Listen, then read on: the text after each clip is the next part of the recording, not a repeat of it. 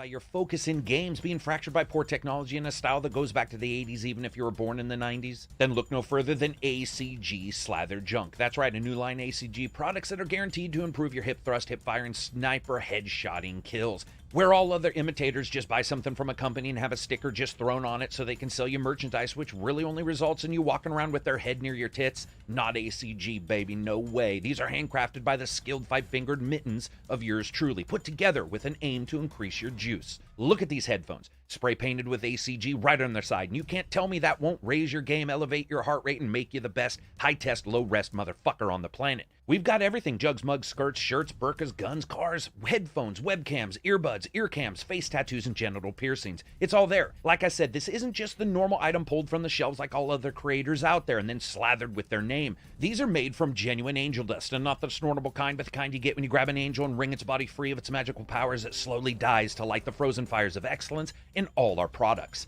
ACG Slathered Junk. I take care of you when no one else will. All the shit total BS, and like all other creators, it's not better than normal marketed brands, but buy my shit, please. In a world where first-person shooters are relegated to been there, done that status, a new contender has arrived. Today we announced Call of Karak 2, the Karakening Limited Unlimited Collector's Ultimate Exclusive We Ran Out of Fancy Shit Names Edition. Where other video game editions just give you a couple items, we here at Crack Design Incorporated Productions want to reward you, the gamer. Now we have marketing data that proves that all the other shit you get matters more to you guys than the game. So when you buy for a limited but ultimately unlimited time and purchase the Unlimited Collector's Limited Edition, you get DLC that'll be sold later in a complete package, a gun painted like a giraffe, a gun painted like you would probably paint it, a deck of completely unrelated Norway playing cards, a specially designed Zika-sized mask guaranteed to fit no one, and lastly, get access to the PC version early so you can beta test that bitch for us. But most importantly, for a completely unlimited time to make you feel like you need to rush out and get it, we have an oversized, completely ridiculous statue lit up with Christmas tree lights that we won't tell you how much it costs us to make, but you can bet some kid in China's pounding these out 20 a day while high-fiving a statue of Xi Jinping on his way out every morning. And to close this off, here's a list of bullet points that we needlessly make look like they're all in the special editions, but are actually just in the game. The game. A manual, like that's somehow special. An explanation of the modes right here because it's got numbers in it. It'll make you think there's more going on. And lastly, multiple times where we can use the word epic and massive to make sure that you feel like you're going into a Michael Bay movie. So by now enjoying the epic, interconnected, massive, scorching, huge, big word, interactive, open, but really hub world gameplay experience. This is somehow already being claimed as a classic, an instant hit, and amazing by websites that haven't even fucking played it yet. So join us September never. Disclaimer, also not on early access services because we're shit with promises. And today, a special thanks to our new sponsor. Have you ever wanted to be a part of nerd culture but didn't have the money to jump into the newest graphics cards, expensive figurines, or YouTubers trying to sell you on 3D printing at home where they get a cut? Well, look no further. A company's found the perfect middle ground for people with just enough money to spend, but not enough to do anything useful with. Karak Crate, where you get a new crate of random Karak items every single month. Each month, a different box arrives at your door. Spatulas, used socks, my slightly bent and beat up cheese grater, or a cat. That's right, for only $14.99 per month, twice a month, you get a small crate sent to your house, just absolutely stock full of useless bullshit. Each pack is created to make sure that you get at least 4 rare items as well as 4 items that you won't have any fucking clue what to do with. Now, just some of the amazing things that you can get in your new Karak Crate: a pair of bloody scissors, used facial scrubber, 1/2 of a well-worn jockstrap, and the last ball of lint that my cat coughed up. Ladies and gentlemen, you won't find a better deal for something to make you feel like you're wasting your cash on crap anywhere else. And these items are nice enough to display proudly around your home as a member of the Karak Crate. Each comes with a stand made of genuine bullshit. The same bullshit anyone is trying to prattle to you like you're a rot-lipped gatemouth whenever they want you to pay for a mystery crate filled with useless shit just like this. So again, try Karak Crate. For just $21.99 per month, 4 times a month, each month, twice a month, you can get an amazing crate filled with stuff that you will have no fucking idea what to do with. Karak Crate, where strange comes. Testing. Are we here? It looks like we're all here. Sup, everybody? This is Karak live? We're live with ACG. Absy always has to ask that every time. I do. I need to know, man. I can't say. Dude, what do you hold back? Let's be honest.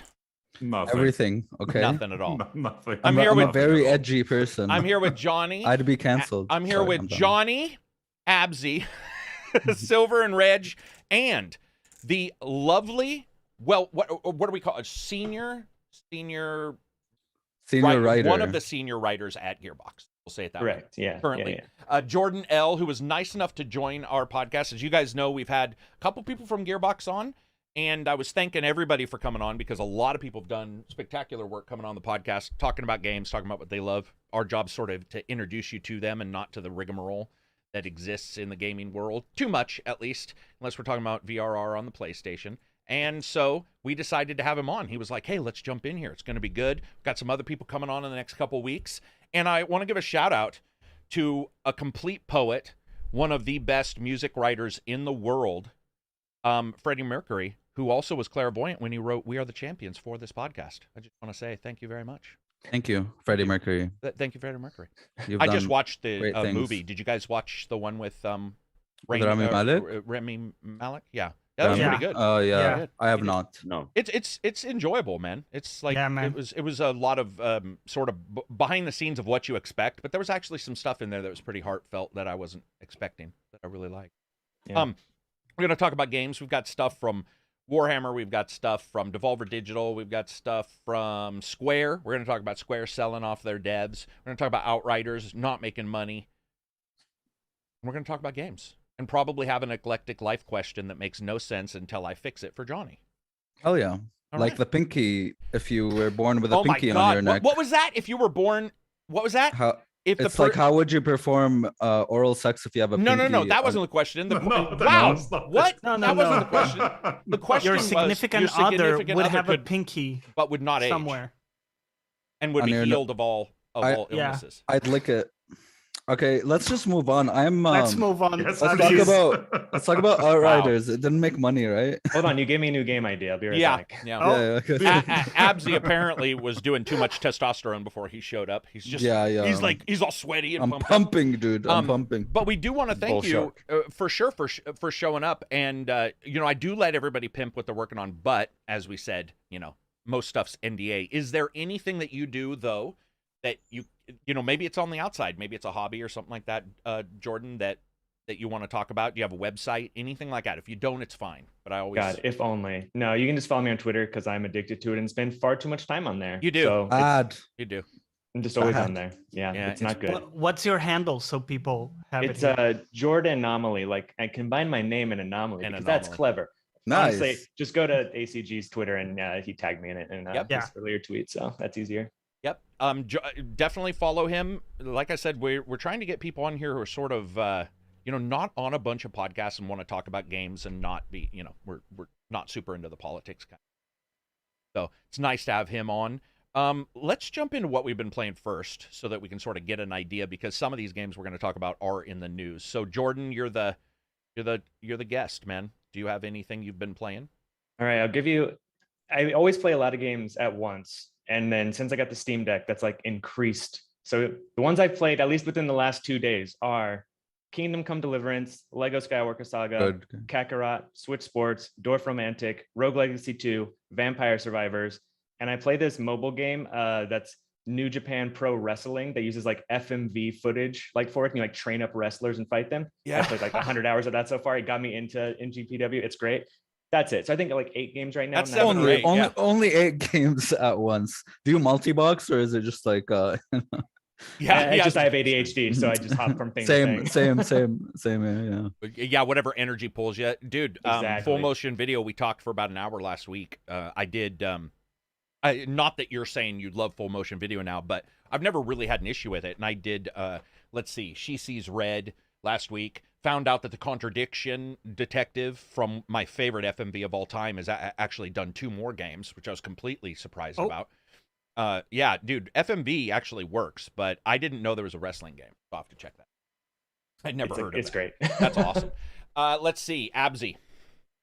I'm playing a bunch of games too. There's Rogue Legacy 2, which is good roguelike.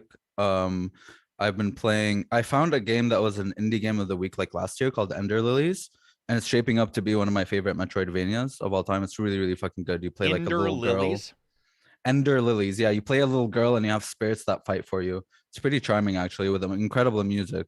And I've been playing Neo 2 co-op, which I have, dude. That Neo 2 in co-op made the game just so much better for me. It's just such a fun game and definitely one of the best co-op experiences I've had recently. And I think that is it. I'm still playing through Tales of Arise. I made it to like the 4th region or something, and yeah, I think that's pretty much it. Some Vampire Survivors, some other roguelikes. Yeah. Dude, Neo 2. Neo 2 is still. I still think it's got the best combat in any. Great game, dude. Yeah, it has the best combat in Souls likes, hands down. Yeah, and then when you do co-op, yeah. you're just like it's. So I have like the fist weapons, and he has tonfas. So we're just 2 people, just like fucking running around, and like we have like these crazy combos that go like under and over people and stuff. It just feels really good, There's you get the dopamine. Yeah. It also really helps that they don't really restrict the co-op like Dark Souls. No, Dark they Souls. do not. So it's easier to get into. They have a really good system. When you play in co-op, it's more of like an kind of an Iron Man mode where you have like a bar that decreases every time someone dies, and then if if that bar depletes, it's game over. You can either continue or restart the mission. And they increase enemy count. And for some reason, as opposed to other Souls games, the bosses and enemies feel like they're better. They handle 2 people better than other Souls games usually do. You mean they switch up the pattern for crowd control versus single attack? No, they just, I don't know, but something about their AI makes They're cognizant it so that 2 people. it doesn't. Yeah, it doesn't become super trivial if you're playing with a friend. And I think the mechanics they have in place, like the scaling and all the other stuff, balances that out. So it's a pretty balanced experience, and it's really fun. It's much more fun than alone. I had the opposite experience with it because I played with a friend, and she was super OP. She had an amazing build, right? So she jumped into my game, and she's not really scaled down much from what I saw. So she just shredded. Oh bosses. No, we both made fresh characters. I was gonna say the best way to do that is just go fresh and say let's experience this. Yeah, definitely. I would say parts of it, or some bosses, especially the human bosses, are much easier because you can stagger them to hell and back, but it's more fun, and that's what matters. Yes. Excellent. What about you, Silver? I haven't really been able to play very much, unfortunately, and what I have been able to play has really mostly exclusively been Ghost Recon Breakpoint. Really felt like I needed to play some stealth, tactical stealth again, and that's really the only sort of major title on the market at the moment. Also, they did just this year put out the last content for the game, which was the Motherland update, which I didn't have the chance to play until now. So I've sort of been. Did you get that sweet NFT helmet though? I did not. No. You didn't get a sweet NFT helmet or 3? You didn't buy all 16 that fully sold? I would have. Nope. I would have bought all 16. What about you, Reg? I've been playing The Legend of Nayuta Boundless Trails, which is like a You side with the title long of- names. Oh my god. Well, Japanese titles. They love their long names. It's a side title of my favorite game series, the Trail series. And it's back from 2012. It's a PC port of a PSP title. Yeah. Action Similar RPG. style, Reg? No, it's not really. It's an action RPG. So it's with a bit of platforming. So the gameplay is completely different from the main Trail series. That's pretty much it. Well, Longest, my usual long arc. Lost Ark. Lost Ark. Sorry. Long Arc. Still playing Lost Ark, huh? Long Arc. Well, Yeah, Are you what getting was burnt out Lucitan at all, talking or- about? Lucitan said he found the Lost Ark. Was he just pulling people's legs? Was he just being Lucitan? yes. Okay, because you can't find the Lost Ark, right? No, he said he found the Lost Ark in the Path of Exile update or something like that. Gotcha. Dude, That that makes sense. guy posts Path of Exile's updates for everyone, while nobody gives a fuck about it. I But love he still him. does it. I love, He dude. still does it. Lucitan is the type of if he was a streamer that actually talked to people, because he'll stream and he'll turn off his mic and all that. He's like the most anti-streamer streamer. Yeah. If that dude streams Yep, stuff, and well, not every just company the would mic, love him. just also muted, like it doesn't even hear yeah, anyone. yeah, Right. I don't know why he doesn't. I mean, some company, if they saw him, they'd be like, dude, that's the guy we want. Like, that guy won't shut up about our game. He loves our game. That's who you want. You don't want to. I mean, I have no issue with paying a Well, he streamer loves games to he stream it hates. once, but well, that is true. True. That is true. What about you, Johnny? So I played a little bit of Trek to Yomi, which we'll talk about today. Interesting game, which you reviewed, so people should check out the review. Yeah, Abzi, you should check out the Trek to Yomi review. Yeah, What? Abzi, let's Who? call him out. Abzi has Which not. review? What are you talking about? Trek to Yomi, you haven't He seen. knows. Karak's He knows review? he's being. The fuck is that? He's being absy. He's being anti good guy Yes, today. yeah. Is it the Whatever. dude with the beard on the thumbnail? Just shut up. I'm gonna cover up your face in every thumbnail from now on. Oh Next yes, 6 baby, weeks. cover up my face. Go ahead, Johnny. Not What else? like that. Okay, let's move on. What else? Right. What else? So I also played a little bit of Lego Star Wars with my friend that came over. Oh yeah, how did that go? How over did that the weekend? stream? It was great. Yeah, Awesome. and we had a great time hanging out. It's really cool to meet someone that I've known him for 2 years online. Yeah. And then we kind of finally met IRL. So pretty dope. We had a great time. We actually played A Way Out, like in one sitting or a couple sittings. It's fun on couch. It's such a great game. Can for we local give and- Johnny a kudo too for dropping a digital acronym Deuce. for meeting somebody? He said IRL. they came over and we got to IRL. meet IRL, and something about that, it was just like that was perfect, Johnny. That was the perfect. TBH. contrast of like Anyway, QH continue. IRL is the best. He's on Yeah. it, man. He knows the shit. So so you guys got to do your stream. That person got to show Yeah. their face if that's what the plan was. yeah, And this person exactly. you've known for 2 years and due to gaming, Discord, all that stuff. And It's kind they're of a surreal moderator. experience, yeah. If you Yeah, know someone yeah. online for a while, and then that's how I met a friend of mine. I've known him online for a while. We were playing on like Skype for a long time, and then he met the way he met me was that I just threw up because I was drunk, and I just ran out the door and threw What up. an right in front of him. I was impression. like, "Hey, Alex." Yeah, it's a good time. He's always Uh, got a story that just devolves humanity to its worst, like 3 I'm a points. degenerate, Yes. dude. I'm Anyway, a degenerate. Anyway, Johnny, so you played that. You got to get them over. They stayed for 1 day. It No, sounds like. they stayed. He stayed for 3 days. Oh wow, okay, Basically, yeah. So we And- had a chance to hang out quite a bit. gotcha. And it was fun. By the time they It was left, fun. you didn't hate them. Played some cards, some games, watched some anime. Finally watched Spirited Away, which is one of those like animated yeah. movies that One of the greatest everybody of all puts in time. there. Yeah. It's isn't so it? good. Everybody Okay. puts it in their top. Studio Ghibli. Yeah. Yeah, it's a great movie actually. But yeah, we had a great time, man. And I also have some ongoing games that I've been playing, like Final Fantasy 14. I'm almost at the latest expansion, but there's just a bunch of content right in between. So I'm just making my way through Yeah. through that. And That's where I also quit in before. my Did you get 5.3? Did you get to 5.3? yes, I played that, and that Dude, was The full- ending. dude, for because it's not even part of the main expansion, Abzi, and it's such It's the great best. content. Yeah. Yeah, amazing. And also, I'm in my League of Legends journey, from zero to hero. There, kind of still in the Oh zero no. part, but we're getting there. It's just a lot of fun to learn a new game and try to get good at. Anything else? That's it, man. Excellent. Those sound good. What's on the lower left, Johnny? Is that Lego or is that something else that I'm seeing? This is my diner Lego set. Gotcha. You got the lights up? Did you do the light set? I do have the lights. It runs out of battery super It quickly does, though, dude, which is it the does. annoying part. It does, yeah.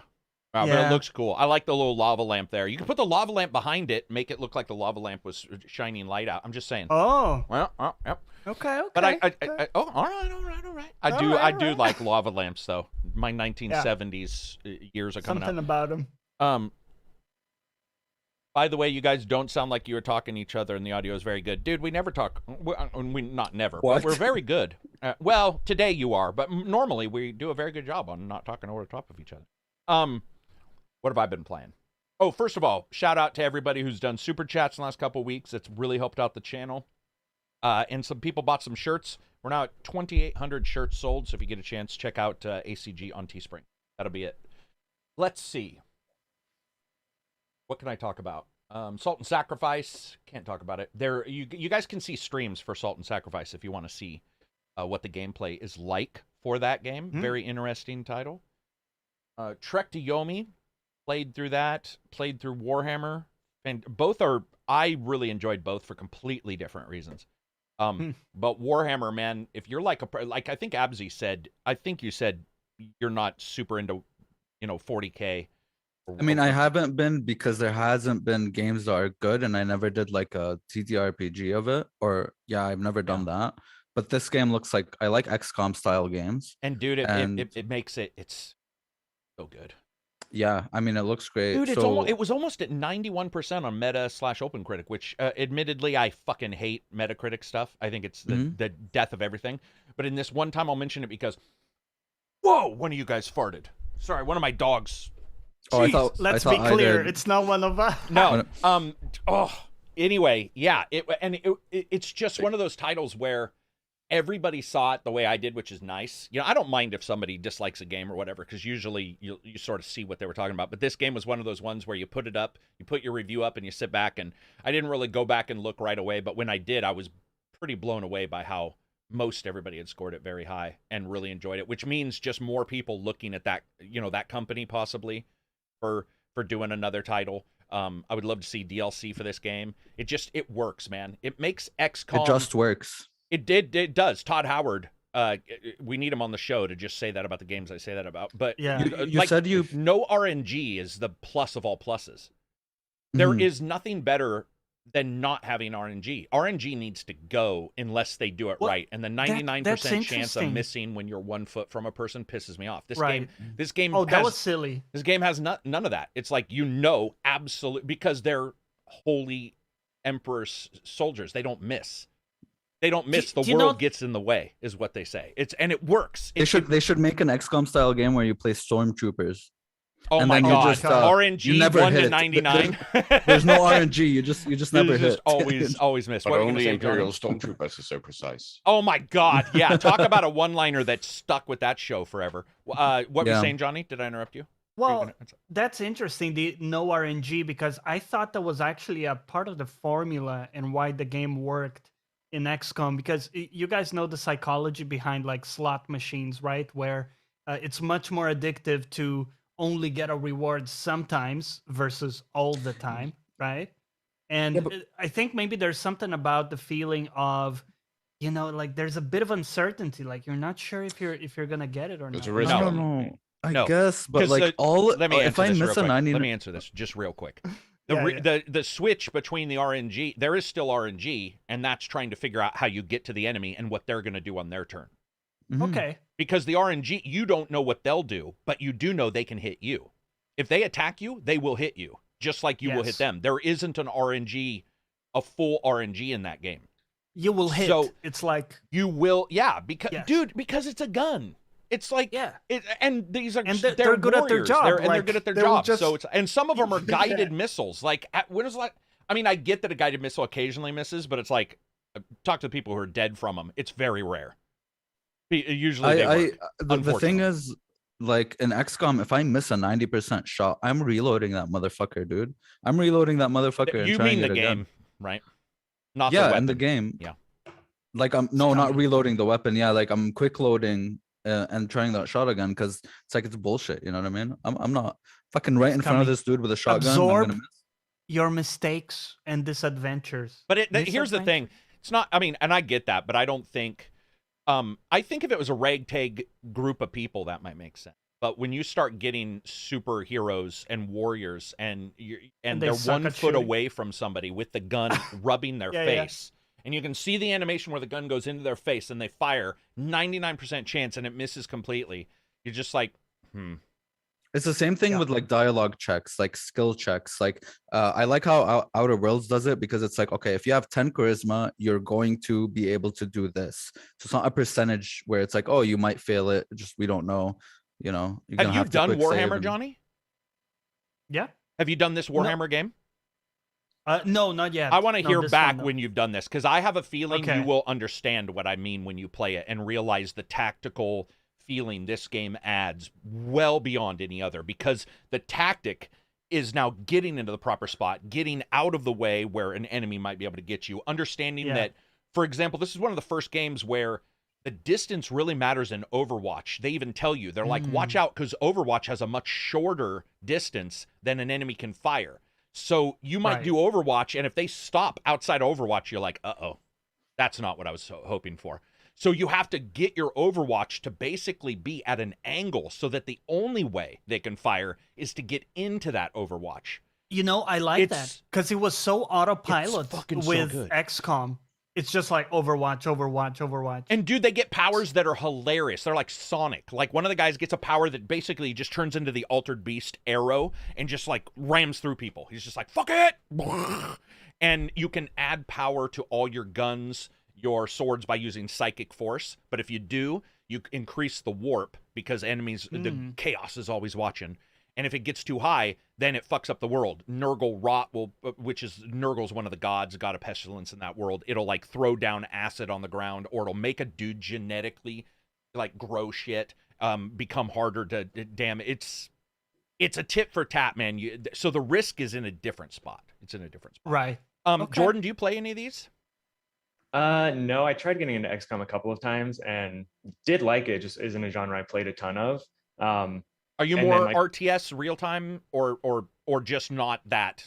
Yeah, just not that. I would say, yeah, I like XCOM and Tactics. I think what got me into it a lot was like the newest Fire Emblem one. I got really into that one because it was like Three Houses. Like, okay, I actually do like tactics type gameplay now. Yeah. And then I was like, oh, maybe I'll return to XCOM and everything. And now hearing about this, like I've done a little bit of miniatures in the past, but not a ton. But I like the like Warhammer universe and everything. And so I've been waiting for like a super good game to come out again. Do you think, Jordan, we talked about this either last podcast or the podcast before. Do you think sometimes it's just the fantasy? Because some people like sci-fi but don't like Westerns. So when I was trying to sell people on Weird West, they were like, I'm not into Westerns. And so do you think maybe it's also the XCOM just timeline and like modernization? Like, are you just not into those weapons? Are you not into the paranormal? Because that's, well, it's not paranormal. It's aliens, isn't it? Like, is that also what pushed you away, the fiction? Or is it truly just like that tit for tat movement that normally got you? And maybe Fire Emblem was fantasy is what I was getting to. I think maybe not even realizing it, that is what it was. Because I think, I mean, in all the personal works I do, like fantasy is my first go-to and then sci-fi follows it second. But so it's probably that as soon as you throw like monsters and like dudes with huge shoulder pads that, you like, bounce off of it, right? Sword. If there's a sword. Oh, is there a sword? You got me. Okay, gotcha. If there's a sword, you got me. Gotcha. I think a lot of people don't know, but that is their, like, that is their thing, where it's like, oh, the genre may fit, but then the fantasy doesn't. Whatever modernization or supernatural, paranormal. So playing Warhammer, that's it for me. People in chat, we got some super chats here. I'm going to read them real quick. People in chat have been playing. Just a quick recommendation for Apsy, because you mentioned not having seen any 40K games, but if you like this one, I think you'll like Dawn of War 2. It isn't I heard it's like one of the good ones.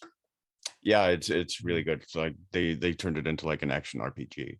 Oh, nice. Nice. So looking here, a lot of people playing Vampire Blood Hunt. A lot of people playing that. Vampire Blood Hunt, I bounced off of just because I think the 3-person hero shooter thing is, I'm just a little bit out of it right now. I'm going to try to go back. I think it's a good game. And a lot of people are digging it. It looks fun. I got to talk to Ocelot, Carlos from G2, because I think he might like it and see what he's liking. Carrie says, also finished Mass Effect 1 on the Legendary Edition and started 2. Forgot how much better Mass Effect 2 mission. Still love the story in 1. Get out of here. Playing Mass Effect Andromeda. Is that like were you threatened with your life to play that game? I was gonna say. Just joking. Terminator Resistance. Let's see. I preferred the way Phoenix Point did combat. Interesting, man. Phoenix Point, that was hard for me to get into. Emerald Celestial, £5 super chat. He said, whoops, I forgot the message. All right, I'll look. If I miss your message, you can post it again. You missed it. Somebody says, waiting for Space Marine 2. So am I. I can't wait. That game, Space Marine 2, is going to be exciting. DCRU Seeds, $50 super chat. Enjoy the glitter-covered money. Have a great weekend. Thank you, sir. You as well. Also, if you guys get a chance, check out some of his videos. He just released a video on Halo Season 2 and his disappointment. I'll just say that. Disappointment. I've been playing Wild at Heart. Somebody says, Brett Moore, $5 super chat. Always amazes me how far gaming cultures come. Nice to have a place we nerds can meet and talk. Cheers, guys. Yeah, remember? Nerds used to sit at the cafe alone, and when they talked, jocks would beat them up. Now, jocks are nerds. Nerds are jocks. It's a melting pot of nerddom. Beginning Dragon Quest XI. What's that? 11? 10? 9? 11. 11, yeah. Sorry, there's one where I feel like it goes backwards, and I always mess it up. Yes. Judge, am I right? IX is 9. Thank you. Yeah.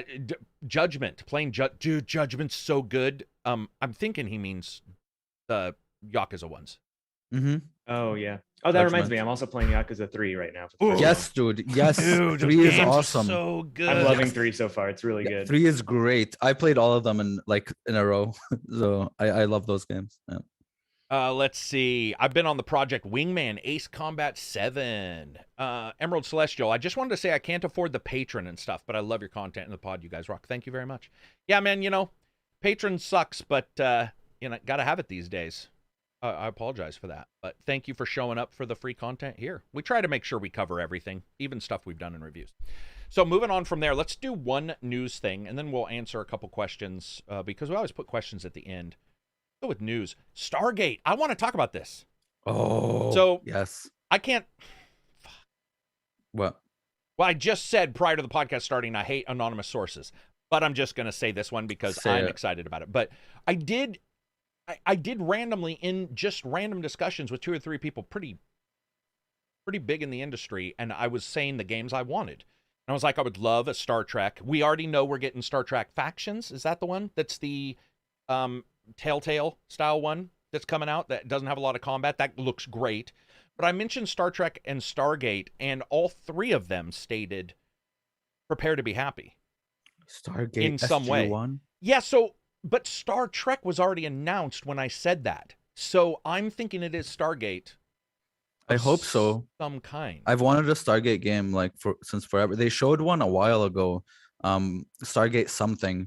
I used to have the box sets, and with the season 8 where you could fly. came. They were talking about an MMO as well, where you can go through the gates. And there was an MMO. Yeah, he was in the beta. Yeah, Reg was in the beta. There was that, and there was one where you literally play as the SG-1 team, and it was like an action. Let's just do it. First-person shooter. Talk about a game that makes its own content.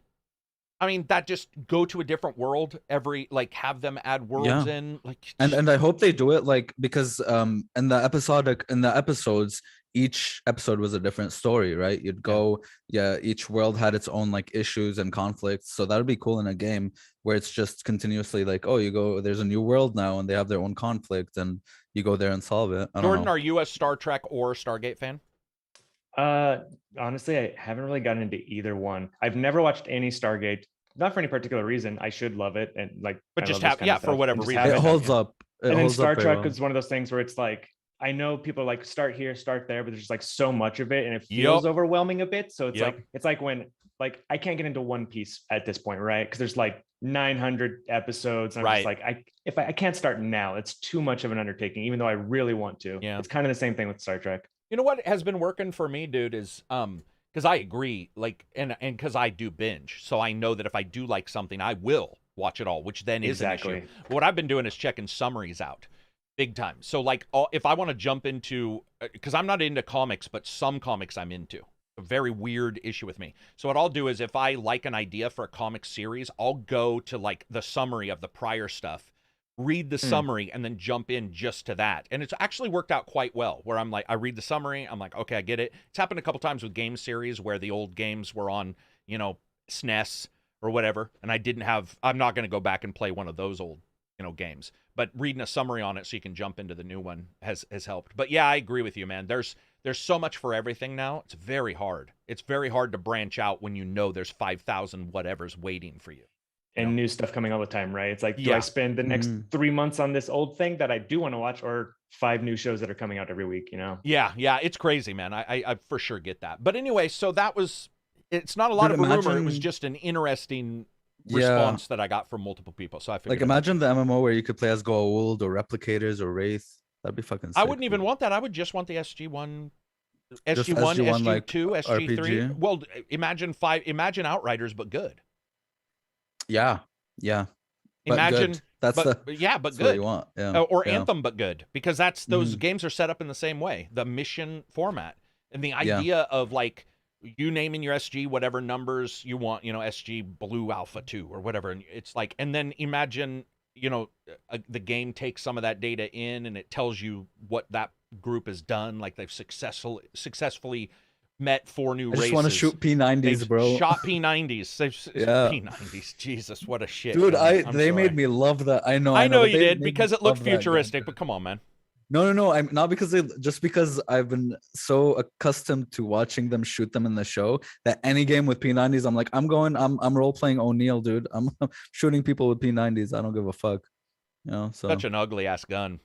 So ugly. The massive. So hey man, ugly. I had a massive mag though. No, I had a massive mag, and it wasn't a bullpup. Which, if anybody in the military tells you like a bullpup, they're lying. Because bullpups are ridiculous to reload. That one wasn't, but it had other issues. Feeding was one of them. But it is. I mean, people still use it. It's just, I don't know. It's such a weird looking gun. But it is. I think that's why they chose it, right? They were like, we don't want them going in with M4s and stuff. Let's just. And then Teal'c starts using it. He gets rid of his gets staff. rid of his staff that shoots one time every 45 minutes. I don't know what the hell they did, but they kept doing that, and it's like he's bound. He's ignoring bullets and shit, and then he fucking blows people away. It's like you would see that guy. Most enemies would see that guy. And be Remember like, take him when out. they introduced the zap gun that it can disappear objects in the first couple seasons, but then they never did it ever again. I do not remember that gun, disappeared. but that gun's overpowered. That's an OP Destiny gun that gets OP, vaulted, right? Vaulted. You shoot one person like 4 times, and they're supposed to get like just disappear from the face like of a phaser. The Klingons had the disintegrator or whatever, where like they shot you and just. It's like 1 is stun, 2 is kill, and then 3 is like disappear or something. That was the Zat gun. That is an assassin weapon. If killing's not enough, we're gonna disappear your body into the ether. I was gonna say that's a point. What might as well just be torture. It just really hurts forever. It's just forever. You're just always in pain. Let's see. Can't wait for an inevitable article about leak or ACG leaking Stargate game. Yeah, true. I'll probably be Kotaku, on Reddit. where you at? All right, moving on from there. I just wanted to bring that up. Johnny, let's do this. Or everybody. Trek to Yomi impressions. Johnny goes first. Go for it. So I'm only a few hours in, so this is kind of early impressions. But I'm glad I watched your review and a couple other reviews. Are you glad that you watched my review? Mine? Specifically. Thank you. Yeah, thank you, Johnny. I appreciate that. It helped me frame what to expect from the game. Yeah. Which is not tight combat, right? So I was ready for a kind of like a little jank, unresponsive, a bit jank, right? And I was okay with it. And I think you kind of nailed like how you talked about the presentation, and a lot of people have made comparisons with Ghost of Tsushima and their like black and white mode and stuff like that. And that didn't work well, right? Like we talked about it in the podcast. Like, it was cool for 5 minutes, but then you find yourself switching back to full color and because it looked beautiful, man. That game looked beautiful. Actual audio. Yeah, exactly. But this game, being made with that in mind really works, and they have like the contrast and stuff kind of dialed in a way that really works. Yeah, they did. That's a good point. And there's something about the presentation that's so like careful and deliberate, like the camera angles. And it's true that at times they are, like they obscure some of the action, which you kind of mentioned, but it's just so visually striking how they have these like elements in the forefront sometimes kind of blurred, right? Like the artistic blur, and then the stuff in the back, and I guess is it like a full 3D or like a 2.5? It's a 2.5 at times, like 2.5D. Pandemonium. It was one of my favorite games of all time when I was a young kid. It's got some Pandemonium moments where it sort of twists that camera while you're playing, moves it behind you and does that angled thing. And in fact, I'm taking it as like a super chill, playing it in normal, not even wanting any challenge from the combat, really. Yeah. Almost kind of playing through it to, as an experience, as we say for indie games. Yeah. So very cool, man. It happened again that I bought the game before looking, and it turns out it is on Game Pass. So you bought it? I bought it, but it's okay. It's a good game. I'm happy too. I think. But it does happen more than I would like. I do that far too often too. Don't worry. Yeah. It's become a joke with us, Jordan, where it's like somebody buys it and then like 2 or 3 days later, boom. Well, it's fucking nuts. I'd buy like 6 games on Steam and then all of them would come to Game Pass, and I'm like, dude, what is going on? Yeah. Yeah, I agree with all that, John. It definitely isn't super tight gameplay wise, but dude, man, some of the moments when you're walking or a shortcut you find is just like, whoa, and the more I kept playing it, the more I found another shortcut where I was like, that's a lot of modeling to do. That ignoring everything else, that's just a lot of work to put a full other shortcut, and they just kept doing it and kept doing it and kept doing it. And I think that's what really impressed me. Just there was more and more and more. I found myself interested in the story. It wasn't incredibly gripping. It's just the way they presented it. And there were a couple times where the animation, man, for a second I was like, is that FMV? Oh no, it's not. Like there was just, especially like when he's sitting, when game really starts and he's sitting and it zooms in on him, or where they show the enemies pushing villagers, and one of them pushes him, and I even put it in the review because for a second I was like, wait, is that real? No, it's not. It's just black and white helps hide some stuff. It really does. True. It helps hide a little of those things. So you're a couple hours in. Like we talk about like low definition for porn. You know, we don't want like super crisp 4K. We ain't ready for that. Technology and people ain't ready for some 4K. Let me tell you that much. What about you, Abzy? You're an hour in and not enjoying it. Yeah, the thing is, like when I saw trailers of it, I want with samurai games, I just love samurai combat. Like I like deflecting with my own sword and hitting. Like I loved Ghost of Tsushima, I love Sekiro. So when I saw a trailer for that game, I was like super hyped because I just love that type of combat. And when it didn't feel good, I kind of just lost interest. You know what I mean? Fair enough. I know the presentation is great and everything's good. I really just wanted good samurai 2D combat. But yeah, maybe I'll play more of it and like it for other reasons. But for me, I think like combat is very important to me. Yeah, I get that. Anybody else played it? Should have watched the review, bro. It's still, even then, like I just want the combat. Yeah. So. Anybody else play it? No. So for anybody else getting it? I'll give it a go because it's on Game Pass, so might as well, right? Yeah, might as well check it out for sure. ACG, it's a bit scummy when you announce the delay for the day before, 6 weeks before release, don't you think? I don't think I understand that comment. I don't know what he's talking about. Apparently the day before just announced it got delayed, and it was supposed to come out in June of this year, and now it's like 2023 some point. Which game? Scummy? The day before, it's like the one that's like, oh yeah, Oh. Do I think that's scummy? Daisy-esque, No, I think like- that's the fucking way you should. Like, if the game's not ready, delay it. What the hell? No, I don't think it's scummy. If that's the game you're talking about, hell no. Hell no. No. Well, they announced the delay a day before the game came out, or no, it's supposed to be in June. Oh, okay, then that's So like just... 6 weeks, and now it's coming out March 2023. The reason why it's confusing is because the game is called The Day Before. Yeah, exactly. I was so confused. for a So second. it's like, What you if it's delayed the 6? day before. I mean, I the would day before, agree. 6 weeks I would ago? agree. You're like, If they delayed it the day of or the day before, yeah. that's kind of scummy. But I Yeah. mean, like it's 6 weeks away. I don't know. Yeah, Not yeah. actually the day before. Yeah, the day before. Yeah. Okay, I got so confused with that question. And I guess they're going to Unreal 5 too. yeah. Yeah, exactly. They're also delaying it to switch to Unreal 5 too. So A lot of games are switching to Unreal 5.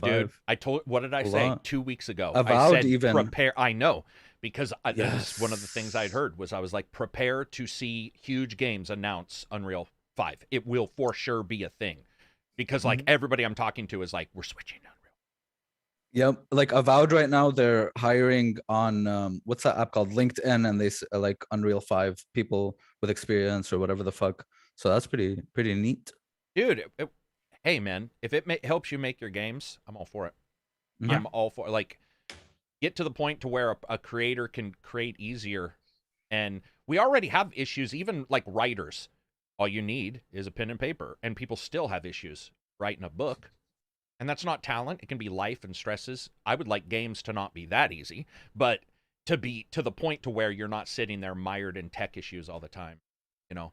And we see that a lot, man. Oh, it's just not ready. We're going to need another 6 months. And so if we can get to a point where it's easier for people, for it, I just don't see why you wouldn't be. I don't see why. You get 500 people making a game, the game comes out, and if it's bad, it never recovers.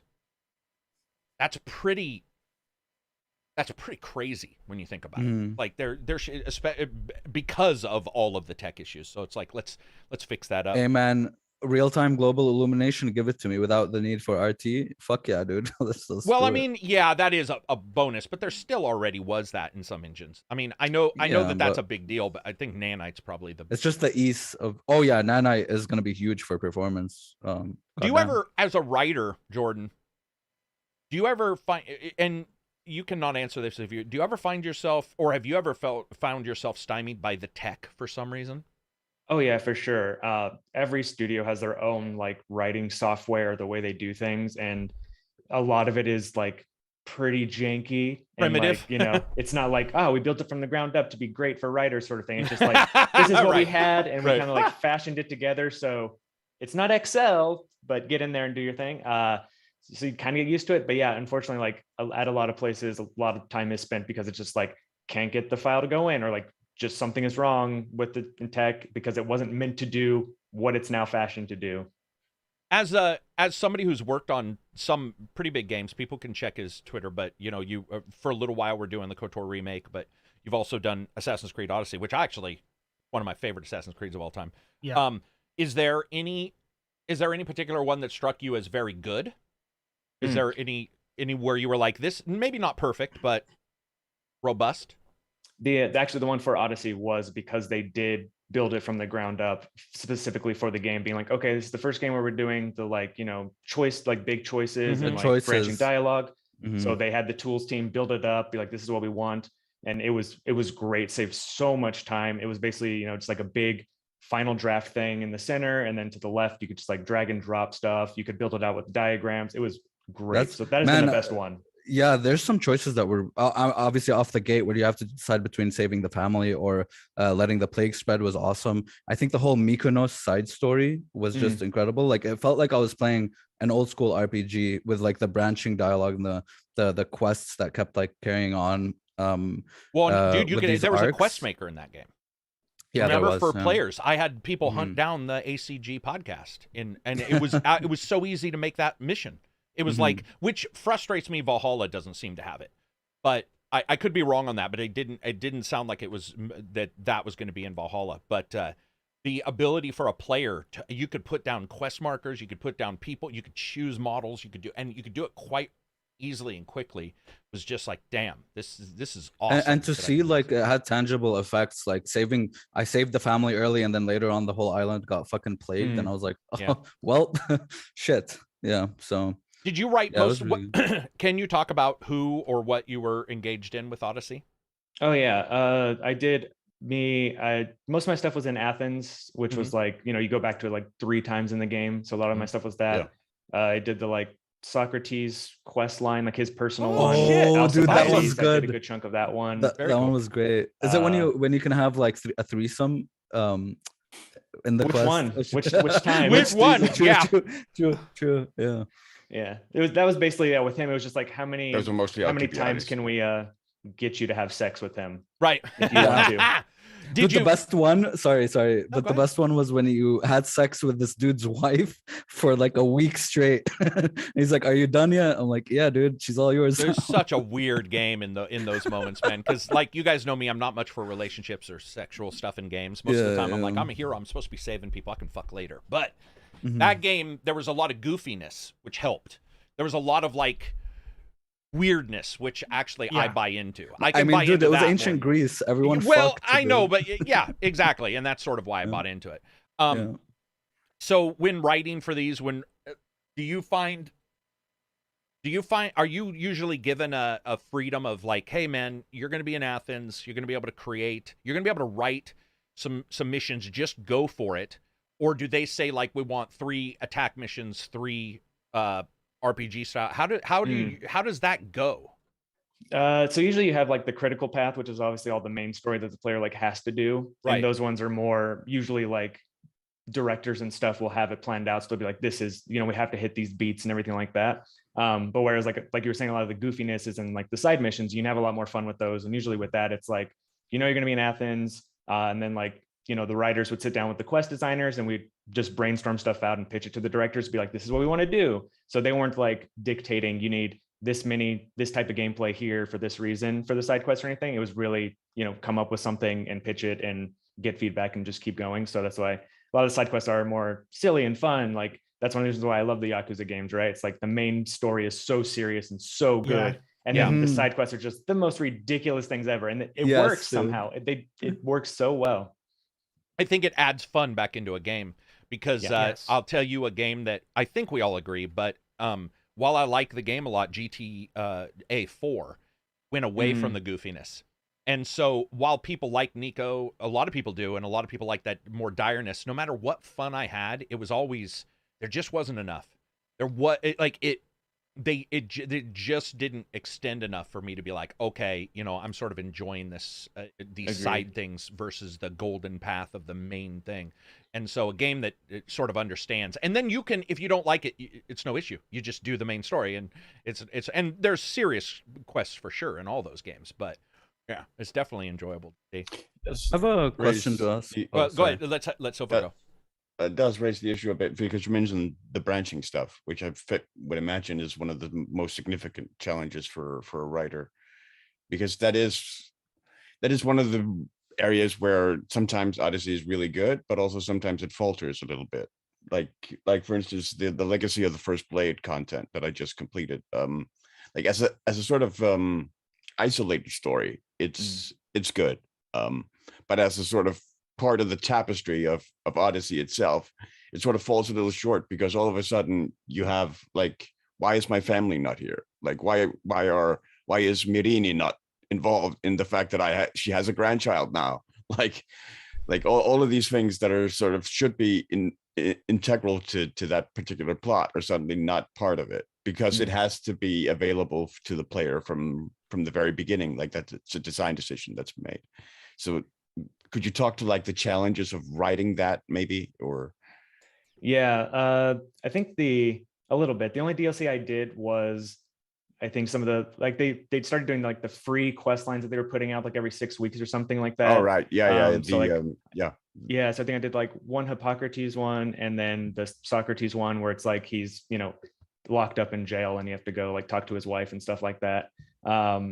But like the main DLCs, and also there's so many people working on these games from other studios. Like I think that DLC was done mostly by a completely different studio, but we were, you know, I don't even know who worked on a lot of the stuff because there were just like 7 studios, like hundreds of people, or you know, that sort of thing. But yeah, it's one of those things, I guess, where, you know, directors know what they want to do, and so you make the choice of like, this is going to be more separate versus ones where it's like, yeah, you completed the game, those choices carry over even to the DLC. And I guess it's just one of those things you have to decide, like, are we going to do that or not? I guess they choose not. Sometimes. I think I would rather have it, the dissonance between the story versus holding off till the beating it, because that has happened a couple times. I think we were doing the Surge 2, right, Johnny? Isn't the Surge 2 the one with the DLC that's like a bit into the game, and a lot of people, like, you're just like, oh God, really? I gotta get to that point. So to that point, it's probably always a trade-off of deciding like how you want new gamers to experience it. True. And that's why Far Cry, they just say, fuck it, we're gonna go to a spirit world. You know, totally like separate, the 3 antagonists, they're just like, dude, this is it's just nuts. It's not not connected, and those work pretty well, even though they're bad. Most of them are bad. Not all of them. Most of them are bad. Reg, did you finish Odyssey? Yes, I did. You did finish Odyssey. Do you remember how many hours you had in that game? Let's say over 100, right? A million. Would you say over 100? No, I would say maybe a little bit below 100, but I'm not sure. But I would say it's very possible to do 100. So my question for Jordan is this. Yeah, I had 100, 150 first. Do you guys ever, does that ever come up in discussions? Does it ever come up in discussions where people are like, well, okay, first of all, let's say you're there and people are surprised at the amount of hours. Does that ever come up? But what I mean is those games in particular, let's be honest, they're huge. Now, I know a lot of people have issues with it. They'll be like, that's too much game. That doesn't compute for me. Because I'm like, $60 if you're enjoying it, even if I didn't. If you're enjoying it, that's amazing for you. You keep playing. You can still beat it quicker. You can still do main path quicker, or more quickly, I'm sorry. Does that ever pop up even amongst yourselves? Do you ever laugh to yourself and go like, holy shit, this game's like 150 hours? Or is it shocking to you? Does time ever come up in the discussions? Yeah, and I think really early on, I mean, at least on most projects, there's the idea of how long do we want this experience to be, right? Like, is it just a 10-hour straightforward game? Is it like 30? Do we want it to be 80 to 100 hours? So I know like there was probably discussions of that one, early on to be like, okay, we're big open world, gonna make a huge, ancient Greece. We want it to be 80 to 100 to 120 to 150, whatever that is. That's, I would say, always in the discussion, at least somewhat, to be like, where do we want to kind of hit? And then, as production goes on, do we have the manpower? Do we have the budget? Can we hit the date and still get that? What's getting cut? What's not, sort of thing. But yeah, it's crazy sometimes looking back on it and being like, I can't believe there's that much, content in the game, or like how big it actually is. Like I think that worlds can get too big when you like spend too much time traveling. It's like I kind of just want to get to the next quest. World is too big. Yeah. Like shrink it by 30%, but still the same amount of content. I'd rather be a bit more like compact, but that's just me. Some people like the riding a horse for 10, 15 minutes. Some people it's the journey, right? Some people it's not. That's cool too. So super chat real quick. Benjamin, $10 super chat. He's got a rhinoceros riding an office chair. I think that's not a rhinoceros. That's a hippo. That's a hippo. How dare I get hippos and rhinoceros? Man, somebody's pissed. Also, I looked at the hours. I have 106 hours. That was with the DLC. With the Atlantis? Yeah. I think the base game took me 120 to 30 hours. 130 hours, I would say. Yeah. Fun. Somebody else just hit I'm reading these. Listen to these, guys. 160, 215, 250. So here's the thing. There is some travel in that game, but because of fast travel, that's in many ways that's mitigated. To me, if somebody got 215 hours out of a game, as long as they're not one of those weirdos who's like a sadomasochist, who's like, I hated every minute and writes a Steam review and is like, I hated 215 hours of this game. And you're like, what are you doing with your life? If they're not that kind of person, to me, that's the best part of gaming. The best part of gaming is that somebody who doesn't have a lot of money can spend, and if they like an Assassin's Creed game, they can spend 60, even if they don't beat it. That's another thing. I think a lot of people are like, we know people don't beat games. We know. Right. There multiple people have been like, dude, the achievement thing for this is like fucking 2%. Yeah. But did you get your $60? Did you get $200 out of that? At 215 hours, my assumption is that person, even if you say 80% of that they enjoyed, that's 90 hours. My math is, I'm sure, hedgy on that. 95 hours. It's awesome. That's, to me, that's like, I dig it, man. I've got 2017 hour. Butterfly, check your math, man. You said you've got 2000. You've got 2017 hours. I'm pretty sure you mean 217. Jesus. 2000? Well, okay. That could be if he made quests the mission generator. The mission generator. Well, he's saying Origins. It's not even Odyssey, so there is no mission generator for that one.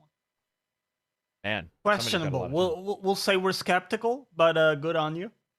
I mean, I'm just skeptical if that person like needs me to buy him a game. Like, post an emoji if you need help. Yeah. Yes, my brain stopped for a second. Yeah, my brain stopped. Okay, yeah. But anyway, yeah, it's interesting to see these games come out and how long they are and stuff. And it's always cool to have a writer come in, because a lot of times you have a musician come in, they have a completely different track for how they, which is where I started, was a lot of composer discussions, because I'm huge into music in games. But they have a different track. Voice actors have come in and they have a completely different track. And so getting a writer in who understands that starting is awesome to me, of that somebody does have that discussion and says, yeah, we want this game to be 100 hours. It's like, well, 100 good hours or 100 hours? Because that's, that's also. I always wonder, maybe you can answer this, Jordan, like how much stuff gets cut from your, right? Because you probably write a bunch of stuff that never makes it to the end product. Mm-hmm. Like, how's that for you? Do you have any control over it? Is it a lot that gets cut? Can you volley for one you really like? Depending, if it's straight up just like, we know that the other teams aren't going to be able to like get this put together, then there's nothing you can do about that. Right.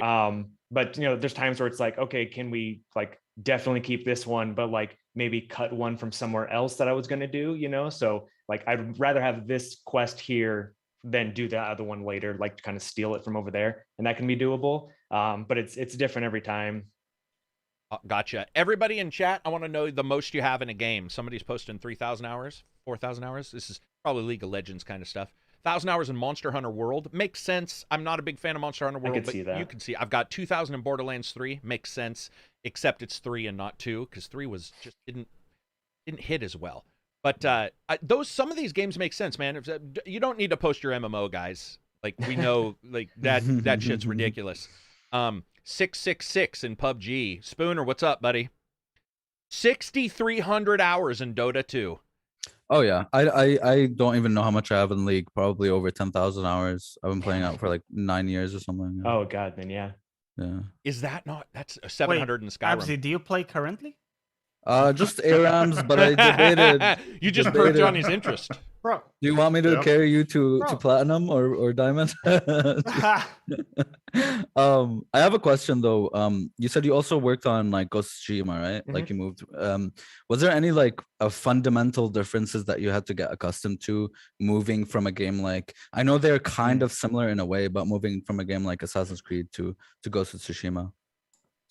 Yeah, for sure. Just because like size of the team was so much smaller, right? Yeah, like, right. I think by the time Odyssey launched in the Quebec studio, we had in that studio like 400 to 500 people, I think, when it was like at its most. And then there were still other studios helping out. Yeah. Whereas I think when I was at Sucker Punch, and I was only there for the last like 8 or 9 months of development, so I just like came in kind of at the end. Was 150 or something like that, or under 150. So it's just like, you know, you don't have as much time to get things done. So, you know, it is more limited, and you have to make the decisions, I think, which can be good, which is like, what is the great content that we're going to keep here, because we don't need to fill as big of a world. You know, it was still a big world, but nowhere near like what Odyssey was. Content wise, yeah, like the amount of quests and stuff, nowhere near Odyssey for sure. Yeah.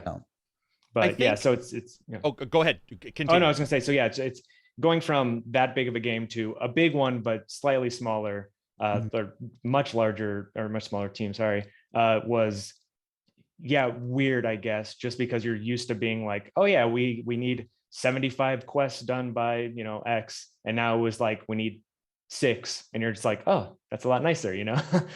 Dates are tighter, but much less content to actually do, so you feel like you can spend more time on it in some ways.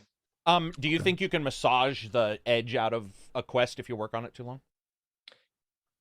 Like, do you ever find yourself sort of in a way, like, I don't know what the term would be, but like, I have just felt that like sometimes when I hear somebody's got a long time to write something or whatever, you get the George R.R. Martin thing, where it's just, it either takes forever, or when it comes out, like some games in particular I've noticed just don't really have an edge in some of their quests, or everything sounds like it's delivered from the same person instead of that particular character. Have you ever run into that, or is that not a thing? I think for the most part for writers, usually it's the other way, where it's like, we're always short on time sort of thing. And jumping. We're also so early on in the process, because it's like, we have to get it done. It has to be handed to, you know, the mission designers have to get it in, then it has to go to localization, which is huge, and get voice recorded. Yeah, so like where the writers are super, super busy on a project, other teams are kind of just like chilling. Right. And then it'll get like near the end of a project, and we're, you know, for the last like 3-4 months of a project, where writers are kind of doing nothing or working on the next thing, or just like upping our skills, because we already did our heavy lifting earlier because we had to. Right. Okay. Yeah, I hadn't even thought about that. We got some super chats. Kel, $5 super chat, keeping the lights on. Thank you very much, guys, for the super chats. Another 5 from him. A question for Jordan.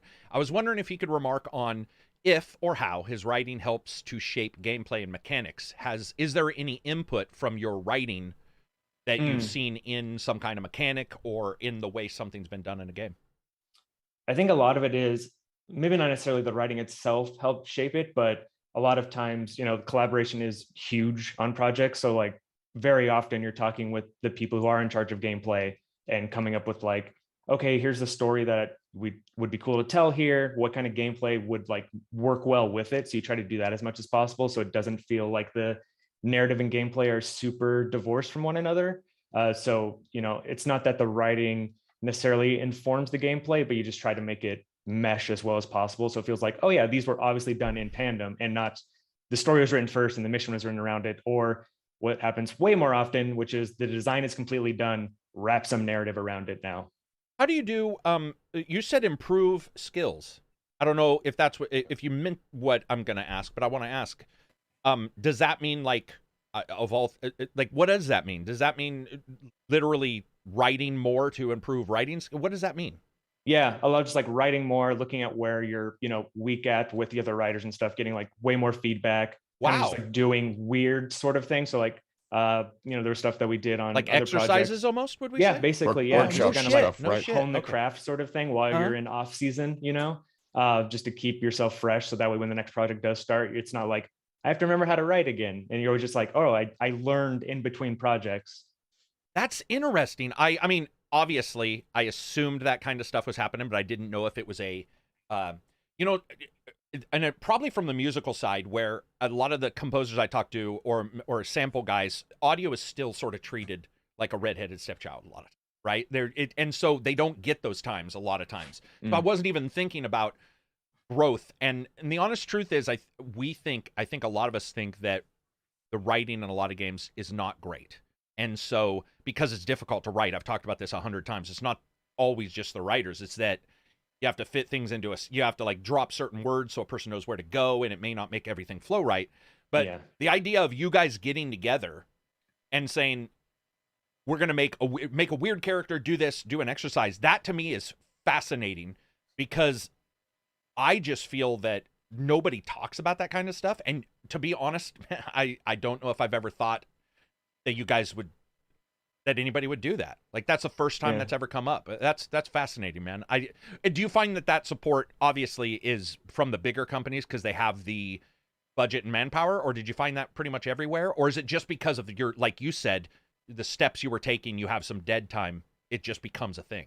Yeah, I think it's dependent on studio. Like if, a second project is already in the works and it's like, okay, we can just move the writers onto that right away. Right. Then you don't have the time for that. But yeah, I mean, I've been at least at 2 of the studios I've been at, there's been those lulls, and it's been like, okay, let's fill it with something that's worthwhile. So we're not just like sitting at our desk and doing absolutely nothing.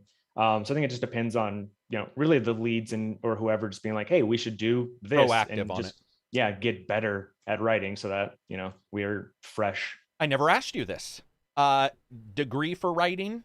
Did you go to school for writing? I never asked you. Huh? Yeah, I got a degree. So my degree is in English with the creative writing like focus, basically. So there's a lot of, fiction writing, screenplay writing courses and stuff like that.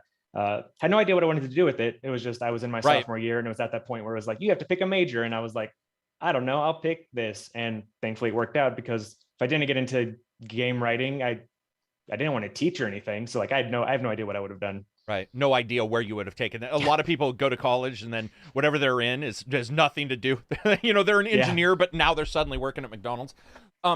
We do have a super chat question for you. Beast by Nature says, question for Jordan. Do you have a signature phrase or detail you try to put into your works for games where someone could identify, or at least you can? That's Jordan. Do you have like a signature phrase or something that you sneak in? No, but if there are moments where you can sneak something in, so at least like or hidden stuff where it's like, odds are players will never ever know up that on it, right? It was your thing, but it's in there, and you can tell people like, oh yeah, that's for this reason. You do it where you can, but it can be hard because it may not fit with whatever. Every scene gets reviewed and line gets reviewed. People are going to be like, that doesn't really fit. No. Right. Like if I started every one of my things with sup, people would be like, dude, not everybody says sup. Why is a princess saying sup? But I'd be like, could you leave it in there? Yeah. It's one of those things where it's like, you want to, and it's just like, no, I got to write it in this character's voice. Final boss of the game. Sup. Right? Dude, I would shit myself if that happened. That would be sick, amazing. That'd be sick, honestly. But yeah, no, this is all fascinating, because like I said, this is, I think the first time we've had like I think we've had one or two that did some writing because they were forced to, work small company, where it's like, this is what I think the Vermintide guys, they had writers for sure, but I think sometimes everybody's doing, especially the first Vermintide, when I talked to Victor, it was a pretty small team. And so it's like, sometimes it's like, what should we have him say? Have him say this, and everybody just sort of jumps in. So it's fascinating to hear this from somebody. Are you? I have a different question. Just, you mentioned writing for Socrates for Odyssey, and so like it goes a bit to like the transition to like Ghost of Tsushima that Apsy also talked about. But what is like the challenge for writing like a historical character like Socrates, and say a more fictional character like you would have done with the Ghost of Tsushima, even though that was a historical game? So. Sure. Yeah, I think the hardest thing about that is that, at least with the ancient Greek stuff and Socrates, like we have a lot of writings from it, but like it's so far back that there's not a ton. But people still have an idea in their head about how a character is based on what they learned in school or what they read in, books, or like if they read Aristotle, they're like, oh, Socrates is like X. So people have that image in their head. So you want to like try to hit that as much as possible. The good thing about Odyssey was that because it was so far back and there wasn't a ton of stuff to pull from, that we got to have a bit more fun with the character and be like, okay, he's still, the goal I think for Socrates that one of the other writers came up with was like, you want to have a beer with him, but also punch him in the face. So we like try to hit that middle ground of like, you want to keep talking to him because he's intriguing, but also, God, he's fucking annoying, But I you still love that character. Keep doing his next quest, right? Yeah. Let's see. Handsome Jet. I didn't know about Vermintide playing it right now. Yeah, Vermintide's good, man. You should definitely play it if you get a chance. Moving on from there, I want to talk about the Call of Duty thing. So, Abzy posted this news.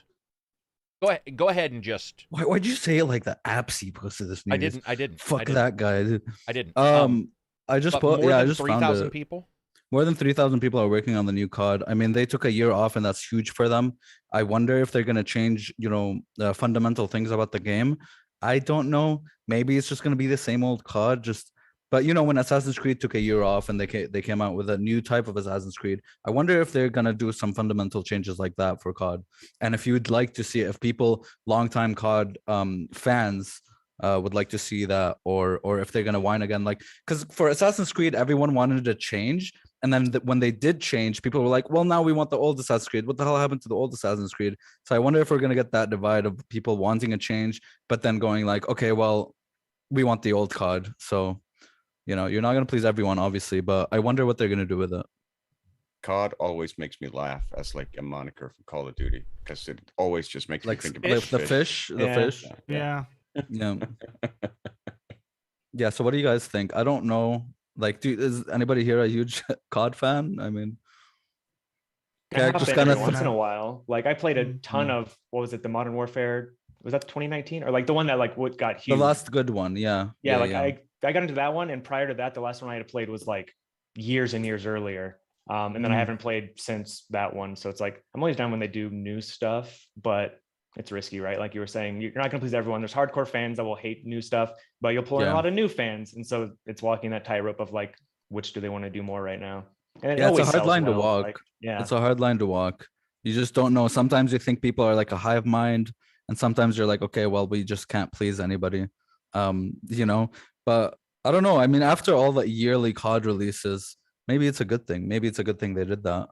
I don't know what's going on with Activision, with the Microsoft acquisition, or what the hell they're doing. But it might be a good thing. We never know. Karak just kind of threw the topic and left. Well, I mean, time will tell. I mean, you would think they need some kind of reboot, because it does seem like they've gone sort of creatively dry a bit. Just you can only do reiterating the same material over and over and over again, like remaking the same game now. Like we're talking about the Modern Warfare Call of Duty. Yeah. So it does seem like the creative well has sort of run dry on that. But I mean, I haven't really played Call of Duty since like Call of Duty 2, like the World War II. Oh, the old 2, like the Ron, $5 super chat. Can't hang out for the long show. We'll catch you upload later. Have a good podcast. Sorry. Like the modern games never really attracted me so much, because I had more of a pull towards like tactical shooters, like Arma and stuff. Arma, Escape from Tarkov. Another super chat. But that wasn't really to hate on Call of Duty, because I know it's been very popular over the past 10 years with particularly the tactical shooter people to really hate on Call of Duty and like derisively sort of perceive their fans. I'm not really into that, but I mean, it'll be interesting to see what they come up with after a hiatus. And hopefully there's some kind of a revamp, because I mean, they did say that their Modern Warfare revamp was going to be a revamp, and now we're going to get serious and whatnot, which, as I suspected, turned out to be less true. But maybe they lean more into the tactical side of things. I mean, let's do this super chat real quick, and then we'll jump back into it, because it's a question for Jordan. $5 super chat from Macon. He says, when getting hired on later in a project, how much of the story do they share with you so that you have context? Oh, I mean, all of it. Like day one, you have access to everything. Oh shit! You have to, right? So it's like, if you're, going. When I got onto Ghost, it was like the first week or two was just playing as much of the game as possible that they had built. That way I knew, okay, here's the tone you're going for, here's, all that sort of thing. So you can, then when you start working, you can hit it exactly what they've been doing the entire rest of the project, right? Because you need to match tone, character voice, all that sort of stuff. And you don't have, usually when you come on that late, you don't have months to be like, okay, I can do some research, I can do this. You really have to be like writing as quickly as possible once you get in there, because they likely need someone, which is why they hired someone, late in the project, is they need that extra help. But yeah, you have all the documentation, everything. So it's a lot of playing the game as much as possible, reading everything you can as quickly as possible, and then getting in there. I think that's very important, because man, if there are some plot holes in there, people will go fucking wild on your ass. The reason why the reason why I wanted to read that so bad is because to be honest, I think the truth is that a lot of people believe that there's a lot of secrecy and that it's siloed information even for writers. I actually do believe that a lot of people actually think that it's like, you're writing side quests, we're not going to tell you what happens at the end, maybe to stop leakers, who knows, right? Which makes sense, because we do have a lot of, but it's not like Area 51. NDA means nothing these days. Yeah. So I've never been on a project where anything's been hidden, just because. Dude, that's sweet as hell, man. That is eye opening. Because you have to know, right? If you want to seed stuff earlier in the story, right? Well, you don't have to. It could be shit, but I mean, you hope that they do. Which is sort of what I was getting to. So back on COD, jumping back on COD, we can leap back on there. Speaking of narrative, I wonder what those guys who write COD have to like. If somebody says, "Hey, bro, man, you're gonna write World War II," and the writer's like, "What do you mean? It happened. What? We've plumbed that. We've died. You go to the same well. Sometime you're gonna get mud, man. Like at some point, you just can't get any more water." I think with those types of stories, that's like historical and already done. I feel like you want to lean more into like characters and characterizations and how they what Didn't they Battlefield did at have that the time. chick with the fucking bionic arm? You could do that, but you could also just go for one of the like lesser dozens known and dozens of fronts that hasn't really been sort of covered or focused on. Like go to the Battle of Munda Casino, like one of the biggest battles of the Second World War. That hasn't no really idea what been that sort of is. Well, I mean, maybe they don't, because they've looked at it and for whatever reason they just don't agree with that. Yeah, I don't know. I feel like a lot of stuff is character driven now, where it's like even zombie games, movies, and stuff. It's like all about the characters. You know what I mean? It's not about the zombies anymore. Yeah. Yeah. Which I think is a good thing, Abzi. It reminds me a little bit of the evolution, if you want to say it in that way, from like the TV show Breaking Bad into Better Call Saul, where it's all about the characters and way less about like the action. And I think a lot of stuff is moving towards that direction. I mean, modern storytelling, they tend to lean more to character-driven stuff. Character. With COD, I was surprised. I don't know. I was surprised. 3,000's a lot. It is. I mean, what are they doing? Like, there's no way it's just going to be like a cut and paste. It can't be, because it's 8 hours. Most of their games are. The reason why I say it's a lot is because you have the two facets of it. You've got at minimum your 6 to 8 hour campaign story, right? And you've what if? Hang on. And you've got at minimum your multiplayer, right? And at minimum you maybe have some modes. 3,000 people is a tremendous number of people to be working on something that we haven't seen at all. It hasn't blossomed. It's 3,000 at pretty much at the start, which is what interests me. What are they doing that requires? And by the way, I think it'd be great if we are surprised. And it's what if they move away from like the 8 hour story thing and do like, hey, this is a huge or 20 or just like a single player fucking like kind of an RPG or open world or something. I don't know. What was that one game where you zoomed in and each person died? Was that Battlefield? Where they had the vignettes? You zoomed you zoomed in on the new character, then you played him for a while, then he died. Battlefield 1. Was that Battlefield 1? That was Battlefield, not 5, that was 1 after 5? Like all that weird naming shit? Okay. 1 after 4 before 5, What if they do not a vignette, but they do, like the new COD, if they were like, dude, we're going to do 16 hours of a real story. It could be pretty interesting. 3,000 is just a lot of people on a game that it can't be just. I mean, how many? No, it has to be like just tangential like people who are tangentially involved as well. But I mean, still 3,000. It's I like, would- what are you looking it at? Maybe is, another mode, absolutely. maybe something that we're not expecting. Like, what if they do a co-op that's completely separate from the single player or something with its own story? You know, you could do some crazy stuff. Maybe it's future stuff too.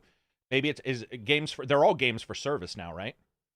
All the COD games are technically games as a service. Yeah, So, I guess you can call it that. Yeah. Yeah. I mean, Well, for the 1 year they live until the next one that's comes out. exactly. Usually. Except exactly, that's the problem. with Modern COD. Warfare is the one that like kept. It's still going. It's surpassing the other two that came out. I don't know. If it's because the other two were not as good, or I mean, Warzone. When you say is other its two, own- can we clarify? Do you mean Ban- Blops 3? So after after Modern Warfare there was Vanguard and there was Cold War, I believe, and people are still enjoying Modern Warfare more to this day. It's a mess. I'll tell you that much. It's a mess because I have It to is, ask you like- guys every time which one we're talking about. Yeah, because the And- new one coming out is Modern Warfare 2, and there was already a Modern Warfare 2. Yeah. There was a Modern Warfare 2 remaster, and now it's 2. So I'll tell you what, know. though. I'm happy. 3,000 people are getting paid, Mhm. working on something. I'm just going to cross my Plus with the almost said Microsoft cross Act. my lips, cross Yeah. my fingers that those turn out good and that people want to play it. And Um, the Microsoft acquisition as well. Like, who knows what that'll change. Microsoft. Oh my God. I forgot. Yeah. I forgot. I literally forgot. Versus $5 super chat. Question for Jordan. What's your most favorite game in terms of narrative and writing? Oh God. Oh no. Yeah, call somebody out. Call somebody out. We should have said what's your worst. No, don't, by the way. Anyway, what's a game where you were like, the writing in this is just chef's kiss? I think, all right, so I'll give two for, I would say like the overall, I mean, I could just talk about Yakuza all day. I think Yakuza course. 0 is just like a perfect game, especially as like a prequel. They're like, oh, we did all the other games, we're gonna do a prequel now. Yeah. It's great just because the main story is just so damn good and serious, and I'm crying during it.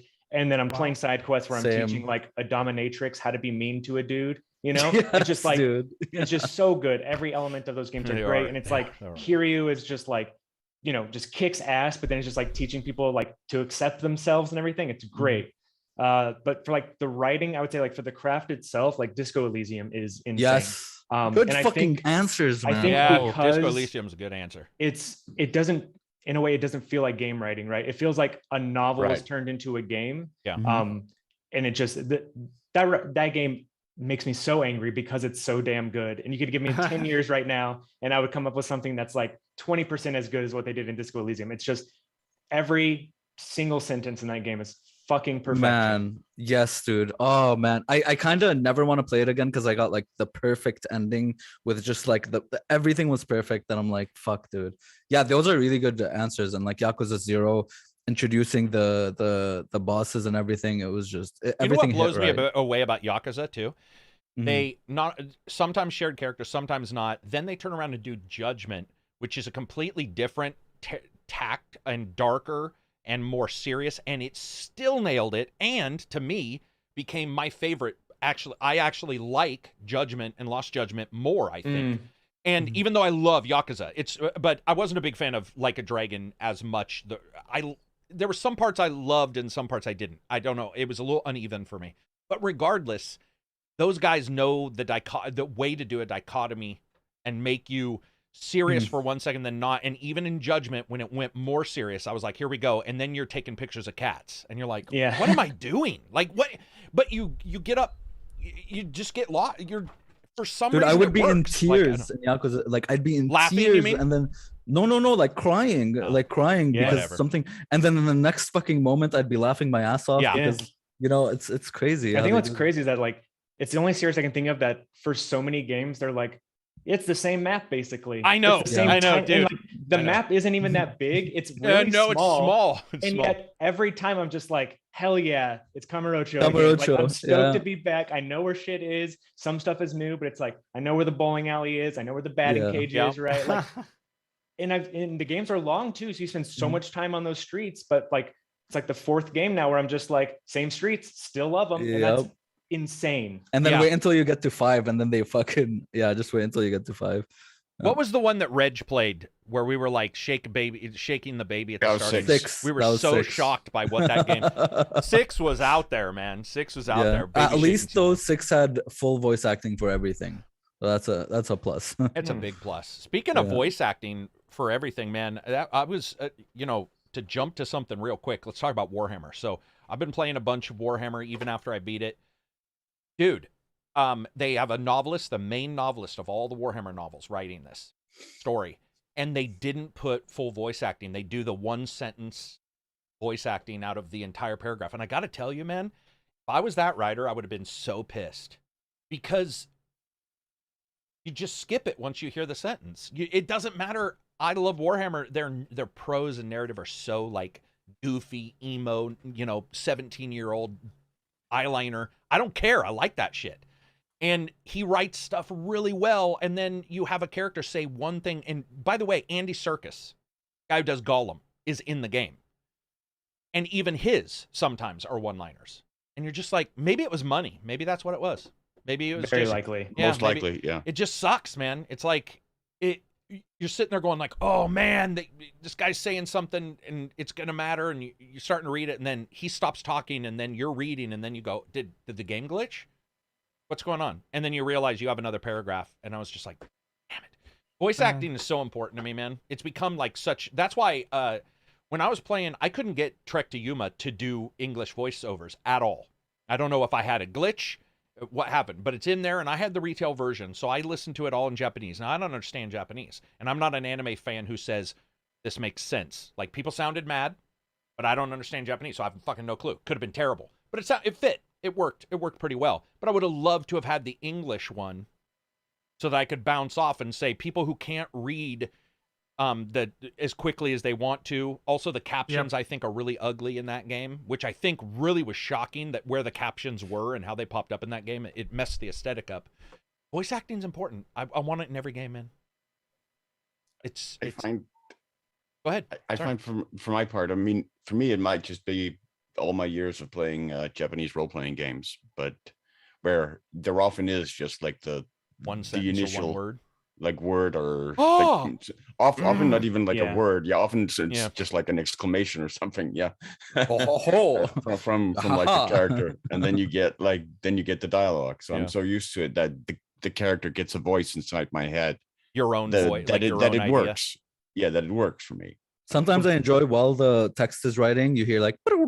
No, I prefer that sound effect. Animal Crossing. Oh, I hate that. I hate that, man. But you see, it's funny.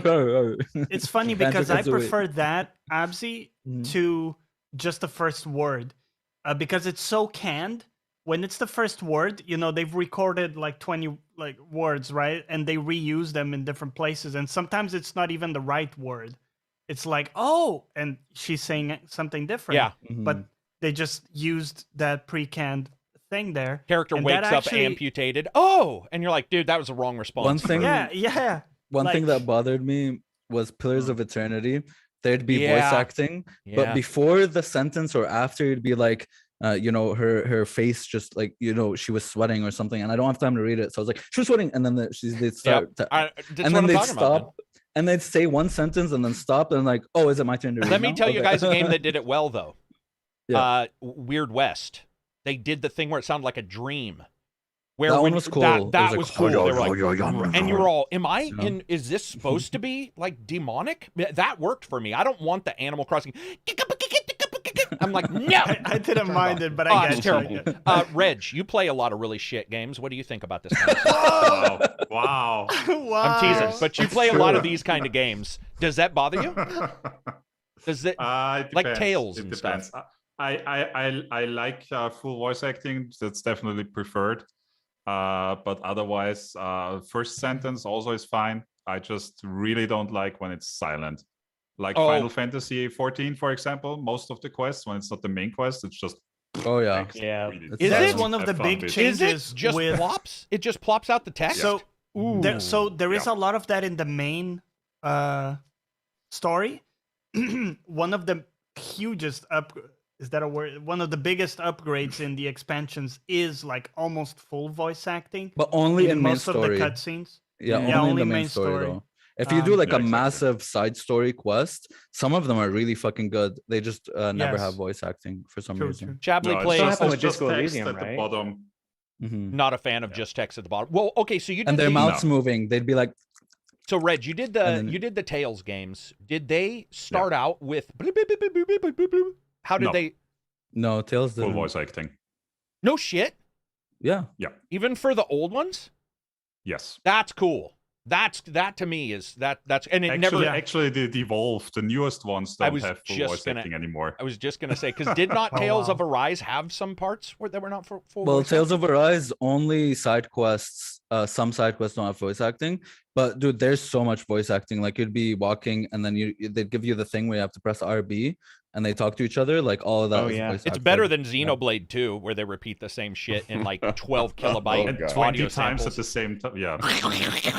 And you're like, that's a Sega Genesis, man. Real quick, I want to do a super chat. Somebody gave us a ZAR, $70, 70 ZAR, whatever that is. I'm assuming that's like an intergalactic money amount. Yeah, Ozar. He just Get- said, get it wanted from to the say front. hello and chip Fine. in a bit. Smiley face. Much love to all here. Thank you very much. I appreciate it.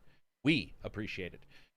Yeah, voice acting in games, man. It's cool. It's like hearing Reg talk about an old game that had voice acting. That's, I think, what I got spoiled on because it's always been a big deal. Like when Space Harrier died and he said, get ready, or Altered Beast, Rise from Your Graves.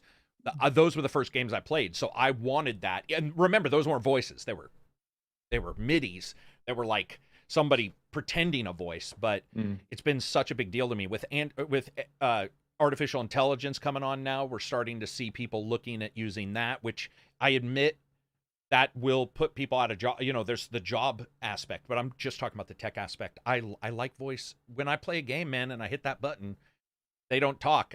My entire idea of what's going to happen sort of has to be readjusted. And I understand money. There's I sometimes, understand money. yeah, the budget issue. Like Pillars of Eternity 1, dialogue was like when they went to Pillars of Eternity 2 and voiced everything, it felt like there was less. You know what I mean? And there were less choices and stuff. So I think that plays a role where budget It plays a role all the time. had But I some mean, it's not constraints. cheap if Yeah. you use an actor for sure, and Yeah. it's not cheap probably regardless. But Like the writing took a hit a little bit. Like not the writing itself maybe, but the amount of options. I you think can that do two with also dialogue. went very PC versus one.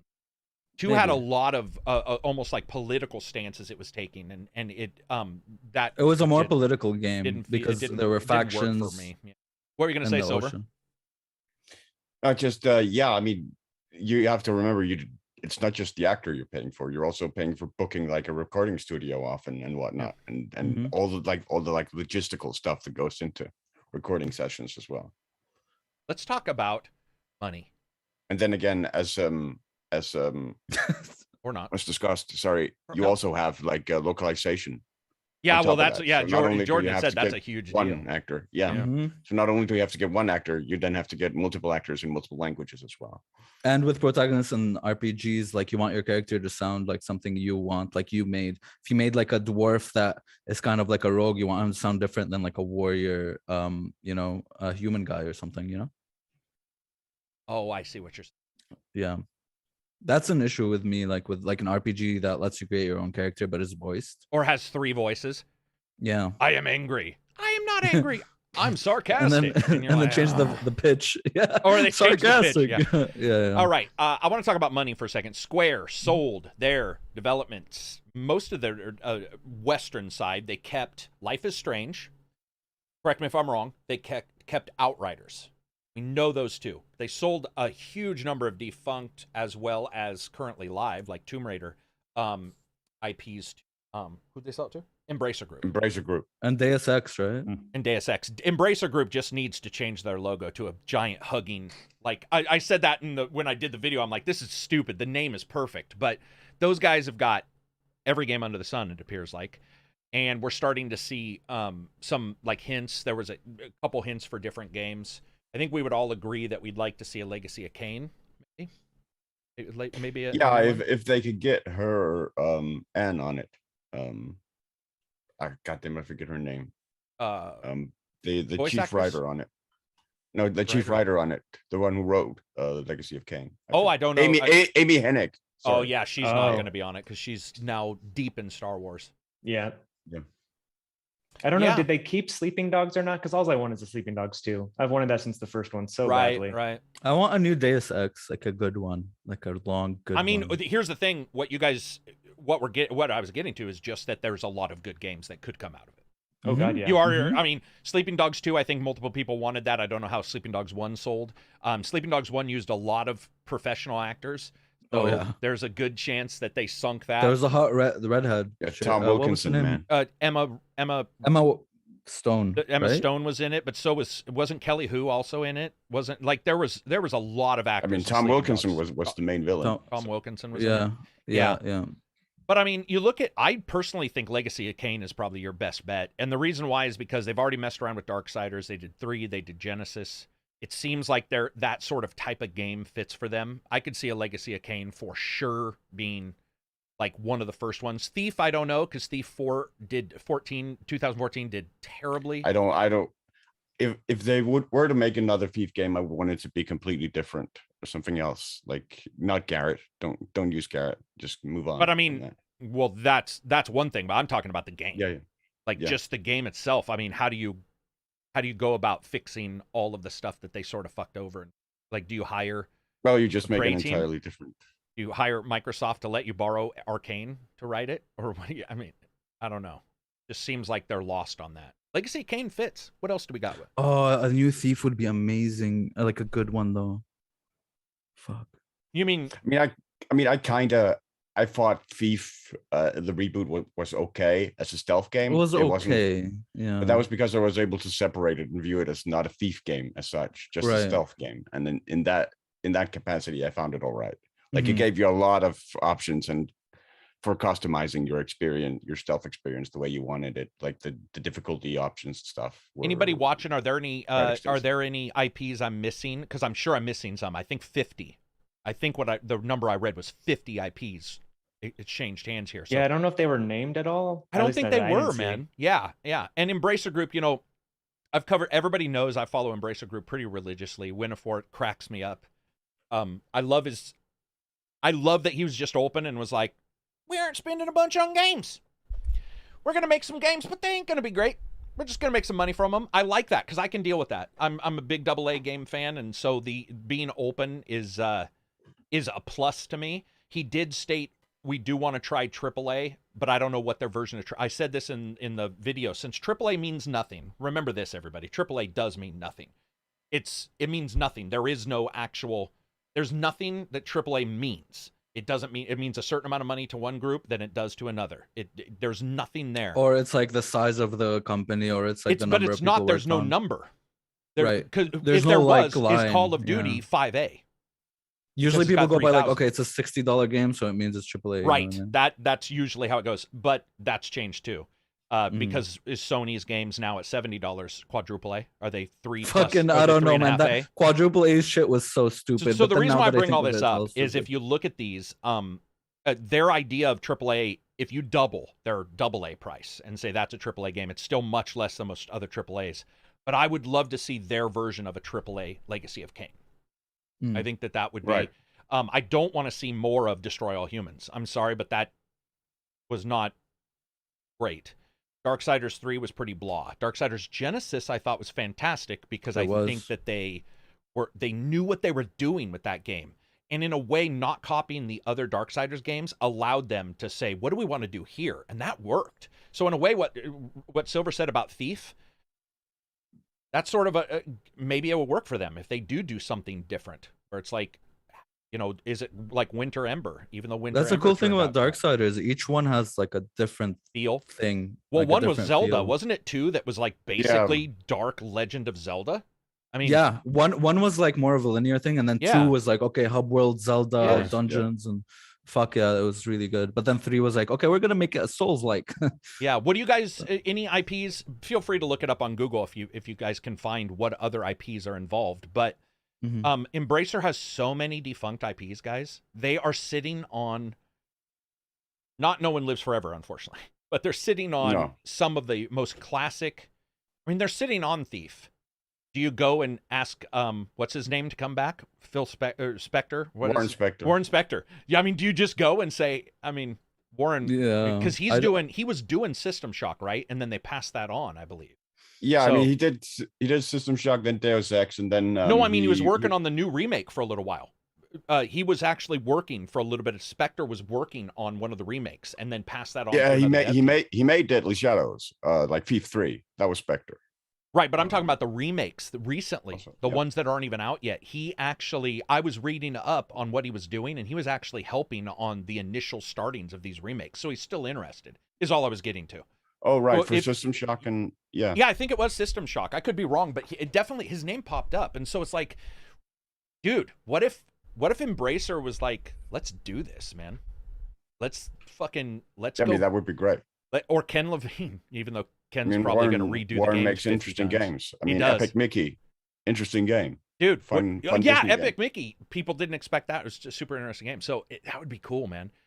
It seems here everybody's saying that they would love. Yeah, Deus Ex is probably the number one thing we're seeing. But I think that's also because we came out of Cyberpunk. We were cyberpunked. And you got Cyberpunk. we were Nice. punked. And the idea of a cybernetic first-person shooter is hot, whether it be Shadowrun, which I'm just going to mention multiple times. We Never gonna did just get one released. What was it called? On Steam. First person shooter, like really action paced cyberpunk game. It was actually on the Steam front page. We're not talking about Bright Memory, are we? No. I didn't think you were. It's the one where you have a chainsaw for one of your legs. Oh, I know what you're talking about. The I can't movement, remember the name, but power sliding and stuff. I don't know, but Yeah. power sliding with a chainsaw on your leg It's sounds like like the best Doom. move Yeah. ever made. it's like Yeah. Doom-like. But yeah, you can Oh slide with a shit! chainsaw. Yeah, leg. you're right. We did get that. I did see that. Yeah, Turbo Overkill. Turbo yeah. Yeah. That was Yes, dude. Yeah. So they've got a lot of IPs, man. Embracer Group, and you can't really complain. You can, but you hear a lot of complaints about consolidation, right? With console manufacturers, Sony and Microsoft buying, but this isn't them. This is a company that's their job. That's their thing. So, any from you, Reg? Any you want to see? No, I'm just baffled by how big Embracer Group. Are as you a looking whole right by now? is. Is Yeah. it not crazy? Do they say how much Yeah. it's worth? As a Not how much it's worth, but they have 14,000 employees after the acquisition. Yep. Spread around in 124 studios, working on 230 games. Wow. 25 being their version of AAA too, but unfortunately 2026 2027 released. Not And they definitely don't not really yet. see any games. They only say about one studio that they're working on like mobile versions of popular IPs, and that's Oh. Oh. Well, remember Yes. they've bought, people don't realize because it doesn't get announced, they bought a ton of mobile IP, a ton of mobile companies and IPs. I think that's smart too, because as we Those saw make with, money. but also Warhammer showed a definitive positive, this recent Warhammer game, by using a mobile developer to make a desktop game, because they had movement down and they had some things down that maybe desktop developers maybe have a little bit more difficulty with, or are used to having unlimited budgets. And those mobile guys are like, dude, we don't have an unlimited budget. So I don't know. I'm excited, man. Hitman Go was awesome. Did you guys ever play Hitman Go? yeah, that is one Fucking of the game's studios ace. they list. What about the Tomb exactly. Raider shooter? I mentioned that in my light, something of light, Yeah, Guardians of Light. They made two of those. Yeah, those Yeah, were the good. isometric ones. So you know, Twin stick, yeah. what if they did like that? I think that was on Steam though. I think it did come to Steam, the Tomb Raider one. But regardless, Yeah, somebody They says did that later. Yeah, somebody says it's Mhm. worth 74 billion krona, which I don't know what that means in dollars, but big. I can I think convert that's it. that's 14,000. maybe $10 billion, maybe around there. Microsoft will buy them tomorrow. Microsoft will be bored. Swedish. What do you think That's- about, does this ever hit you, Jordan, with consolidation? We talk about it a lot here where, like, do you track consolidation of companies under other companies? Is that something that ever even impacts you? I mean, I keep up with it just because it's good to know who's under what now. Yeah. And yeah, I think like I'm far more okay with companies who aren't doing like picking up every single studio and making it exclusives. 'cause For I their think that at platform, some yeah. point, then it's like you have two companies owning every single IP, and it's Yeah. just like, but I mean, it can affect you, but I know like some places will want a lot of input on what you make then after they buy. I think from everything I know about Embracer, they're pretty much just like, yeah, we just like games and want it to make money off games. So you guys just keep doing what you're doing, you know, sort of thing. Yeah. And like, that's great. Been good to hear Microsoft's been that way as well. We'll have to see if that continues. Speaking of moving on from here, you guys saw that, man. Outriders, $0, zero profit. Yeah, they did not make a profit with Outriders. Man, feels bad, dude. Let me push something out here real quick so that we can just get it out and we can move on from this part of the stupid conversation. Somebody said that was because of Game Pass. I can tell you right now, if Game Pass had sold quadruple the number of numbers or the number of titles for that, it wouldn't have made up for the dearth of sales everywhere else. It has nothing to do with Game Pass. That could have helped them if there was more sales, but we don't know exactly how that went. The game was just not good enough. The game was just not good enough. It reviewed poorly, and it got played very poorly. They quadrupled their numbers to 4,000 people concurrent when their new DLC came out, from 900 to 1,000 playing. For a massive game like that, that's less, by the way, than DC Universe Online, which is 13 years old. Mm-hmm. I mean, you gotta come to terms with okay, if we're not gonna, it's like, come on, dude. They had like cut paste, just like shooting galleries after shooting gallery. You have to come to terms with like, okay, if we're not gonna actually make our game unique or make it like good, if we're just not gonna sell enough, you can't keep blaming like, oh well, Game Pass, oh well, microtransactions. Sometimes it's just like how good something is. Maybe it doesn't hit at the right time too. Yeah, that's a huge part of it, isn't it? Yeah, timing. People, dude, Battlefield. We saw it, Titanfall, and what was the one that released at the same time? And everybody was like, "What are you, Titanfall 2?" Battlefield and Titanfall, because they were like, "Oh, they're right. totally separate." Pass the ball, and brother. You got Horizon, like Zero Dawn releasing before Zelda, and then the new one releasing before Elden Ring. Which one? There's some. Oh yeah, Horizons. Yeah. There's some amount of luck too, right? Because some stuff seems to almost randomly pick up in popularity. Yes. Like some games, like we talked about Valheim, and I enjoyed playing Valheim, but when you put on paper like the stuff that it does differently from all the other, just that it did a lot of stuff right. And I gotcha, but none of those were like different to me. No, they weren't. I'm not saying every game has to be completely unique. No, I know that, but I'm just trying to give an example. Maybe it's not a best one, but no, that's a good example. You're saying you were surprised it did well. I was surprised that it did that well, because yes, it did, those things well, adequately, let's say. But is that really how low the bar is in that genre? That as long as you do the things we already know, okay, yes, we're happy. Yeah, I mean that genre doesn't have many good. Yeah, it doesn't have all these early access like survival games. Also, are pretty trash. I'm just gonna say it. Vikings were in at that time. Yes, and there was Valhalla, people do not Valheim. understand the zeitgeist of a TV show, 2 TV shows at that. Well, 1 TV show, another TV show coming at that time. True. Either coming off or coming onto it. Plus, you got Northman, which came up here recently, which was one. It was a big thing for Valhalla, and I'm telling you, there is a knock-on effect where. There's a knock-on effect, man. That's all you have to say. That did play into it. Norse mythology got pretty big. Norse mythology got big. God of War and shit. Yeah, like yeah, exactly. I mean, well, God of War probably more so than even Valhalla, where people like an art style and they're like, "Oh, is this got the art style a little bit like God of War?" Oh, and it's a thing, man. And there's like stuff like Among Us, some random streamer will play it, and randomly those 2 devs would be like, holy fuck, dude, we made $1 billion out of nowhere. That's a good example of lucky, right? They didn't they couldn't predict, because they weren't doing well, or they weren't doing amazing, right? And then and they didn't pay. Nobody paid for advertisement. Literally, Soda Poppin found the game, was like, hey, I'm gonna play that because it looks kind of goofy, and then it became like a cultural phenomenon. And also probably backed up by that it worked. Yes. Right? Because technical stuff will push. I mean, if you can't log in, then remember, what was the one, not Ark? What was the pirate one that the Ark devs tried to do? That disastrous launch. Oh my God. It's called Ark. Yeah. No, it's not called Ark. No. Pirates of Ark. Not Ark. It was the Pirates one. It was the other one. Yeah. There was Ark Evolved or whatever, and then there was what was it called? What was it called? chat? Atlas. Atlas. Yes, thank you, Necro. There we go. Oh. Did it implode completely?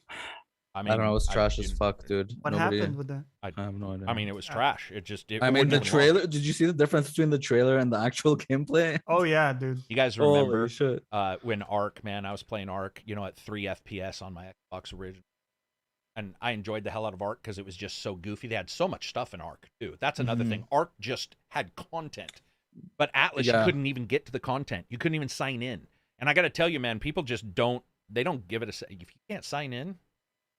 You can't sign in and take a prisoner and have someone shit so that they can make fertilizer for you. Fertilizer for your dinosaur. I mean, that might have flown like 20 years ago when there wasn't another game to like immediately go to. Exactly. The content, Especially, but the market now is so saturated that there's no no leeway there. Pump and jump. What were you going to say, Jordan?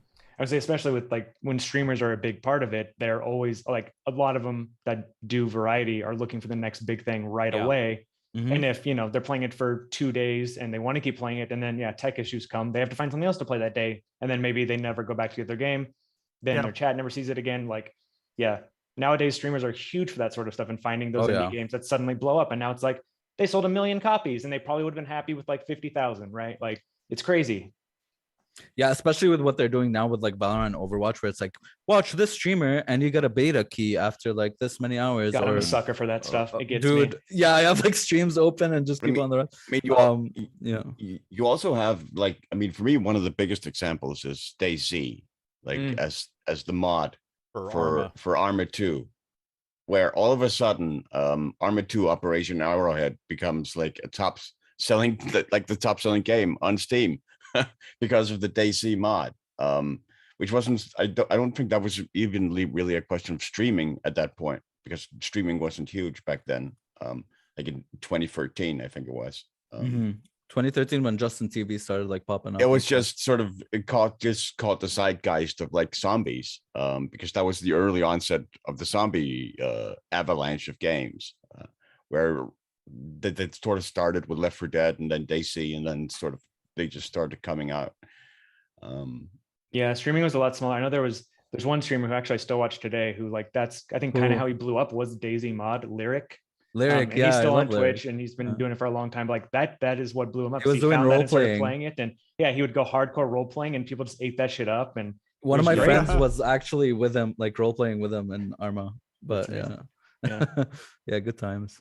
You just tell I totally fucking hate these. Arma? Not Arma. I like Arma, but all these the pop and pump kind of like this. I'm like not Valorant into Twitch. I'm not into people like leaping on. I don't like it when like a variety streamer grabs a game for 2 days, because either it's going to be bad or good, and it's going to be artificially sold, or it's going to be not artificially hammered, but it's going to be hammered. And a lot of times I just don't feel it's any way an accurate form of like what the game is. And then I see some devs who have really good games that they didn't get picked up because the streamer got paid $50,000 to stream this shit game when they could have streamed a good game, and so that game didn't get picked up. It just sucks. I mean, it's life, but it's just my brain detaches because it ruins the excitement. Like the burn I get for a good game, it ruins it because it becomes this weird clinical thing. And Everspace 1 had that. I talk about it all the time, where they got it to the wrong influencers who just had no clue what it was, and the CEO was so mad at the PR company. He was like, why would you have ever given it to this person who's like, stupid? Like, dude, what are you doing? I mean, not that a person can't say it's stupid, but they didn't even know what they were playing. They had no clue. I think that's gone the way of the dodo, though. Most of the time you have to know. As a PR company won't work. Reg, I want to talk about streaming because I have a problem with this. So, GeForce Now, right? You found out they're enabling 4K streaming for desktop PCs. Yep. 120 for a handful of current high-end mobile devices. What does that mean? Yep. Like your best so phones? far it was very limited set of phones, and they added like 4 or 5 new models that they now can do 120 streams. Like I think the Samsung 22 and stuff like that. So the current gen. Okay. And they're going to have the 3080 Ti in the desktop or in your stream. You're streaming from their version. Well, of the only the 3080 tier has those features. Okay, I see. I see. That makes sense. Okay, because I was a little confused. That way around.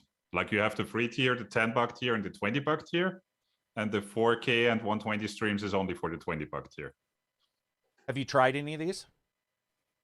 No, I've only done the free tier recently, and that's it. Jordan, do you stream? No, I used to back in the day, and then stopped, and then tried again and stopped, and yeah. Is anybody else doing any streaming from GeForce or Xbox or anything like that? So, not at the moment. The reason why I bring it up, man, is I have oh wait, somebody did a super chat. I want to bring this up because I have a complaint with this. Chambers, $10 super chat. Just a quick howdy do to everybody, and a quick question for Abzy: are you still digging King Arthur? Yeah, I'm still being a tyrannical non-Christian in the Christian game, trying to kill King Arthur. Yeah, it's a good game. So there's also another one we didn't get to from Calvin Campbell. A bit further back. Question for all. Well, what do you think I'll read that in a second. Sorry. When talking about streaming, the reason why I bring it up is I don't know what's going on, man. I don't know if it's the new tablet or what. But dude, Xbox streaming's resolution is like 50p. And I don't know what is going on. I thought it was the Steam Deck. No. It's killing my soul. I don't know what they've done, but it is bad. It went from I was having a premiere experience, I was playing a ton of games on there, to it's bad. I've gone in and checked all my settings. I'm on the same systems, but I've gone in and rechecked. So you're having it on, you noticed it on the Steam Deck? Yeah, I put the version on the Steam Deck and tried Forza Horizon, and it was very low res. What the I only tried it once because I just put it on my Steam Deck and loaded up Yakuza 3 on it, and it looked great. So I don't know. Okay, so maybe it does have to do. Maybe there's an upgrade happening or something like that. Okay, that's good to know because I thought it was like a backwards down or a behind the scenes downgrade or something. I have to take care of a dog thing. Silver, can you read Calvin's message and talk about it? Yeah. And I'm gonna take care. Yeah, question for all. What do you think about the benefits of gaming for people with long-term illnesses like sickle cell and dealing with pain? What do I think about it? Or yeah, I think he means like gaming as a potential like treatment or like escape or distraction. Yeah. Which I mean, that's something I can speak to given chronic pain. That's something I frequently use gaming for, is something to like focus my mind on. Particularly, that's one of the reasons why I love Tetris so much, because it's able to just sort of put my mind in that zone where it's sort of outside of like the constant pain that my body is in. So it's definitely part of that. It's definitely part of why gaming has been such a huge part of my life from a very, very young age, because it's able to sort of to distract and focus my brain on things outside of pain. And it's been effective for me largely. It's one of the reasons why I don't use a lot of painkillers is the fact that I'm able to refocus my mind through stuff like gaming. Yeah, I mean, in 2018, I also suffered from like general anxiety and depression. And I was having psychological pain, I guess, where I felt real pain, but it wasn't. And Red Dead 2 had just come out, and I like just spent my whole time in there, 160 hours, and it, got my mind off things. And it was a great kind of therapeutic experience. Yeah, same as you. A lot of like anxiety, depression shit. And it's like a lot of stuff that manifests physically, and like nothing's actually wrong, but your brain's like it is, so it feels like you'd go to the hospital every time, and it's like, dude, like what is wrong with me now? Doing that right now, actually. I've had like 3 appointments this week. We're trying to figure it out. It's probably nothing, but it sure feels like it. But yeah, when you have something to focus on, it's like, I'll be like focusing on my breathing, because it's like, oh, I can't breathe because anxiety, and then like I would hop into Elden Ring and then be like, oh, I've actually been fine for the last 3 hours. Like, it's great that games can do that, right? Like, oh, for sure. That's almost a meditative quality when you think about it, because like a mindfulness meditation, which is the most common that people do, is effectively just pay attention to something to the extent that you can't be distracted, right? And normally it's the breath, because that's kind of the go-to object of focus. But nobody tells you can't do that with a game or music, right? Whatever. But in this case, we're talking about games.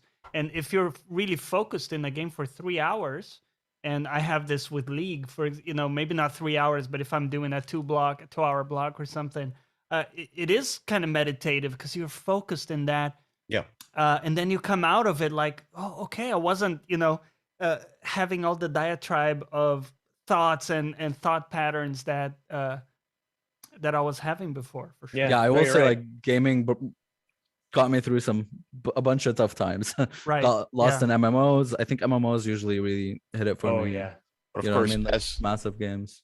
As with everything else, and as with painkillers, it is something like if you are someone with like chronic pain or similar, it is something you have to manage. You have to learn how to manage in terms of balancing it, like you have to do with taking painkillers and stuff, because it can be very, very easy to just, because it's easier to be inside the game than it is sometimes being in real life. It can be easy to just all of a sudden you've lost 12 hours now or something like that. And so you have to be very, very careful with that as well. And you have to be able to learn how to manage that and keep and maintain some sort of balance with it.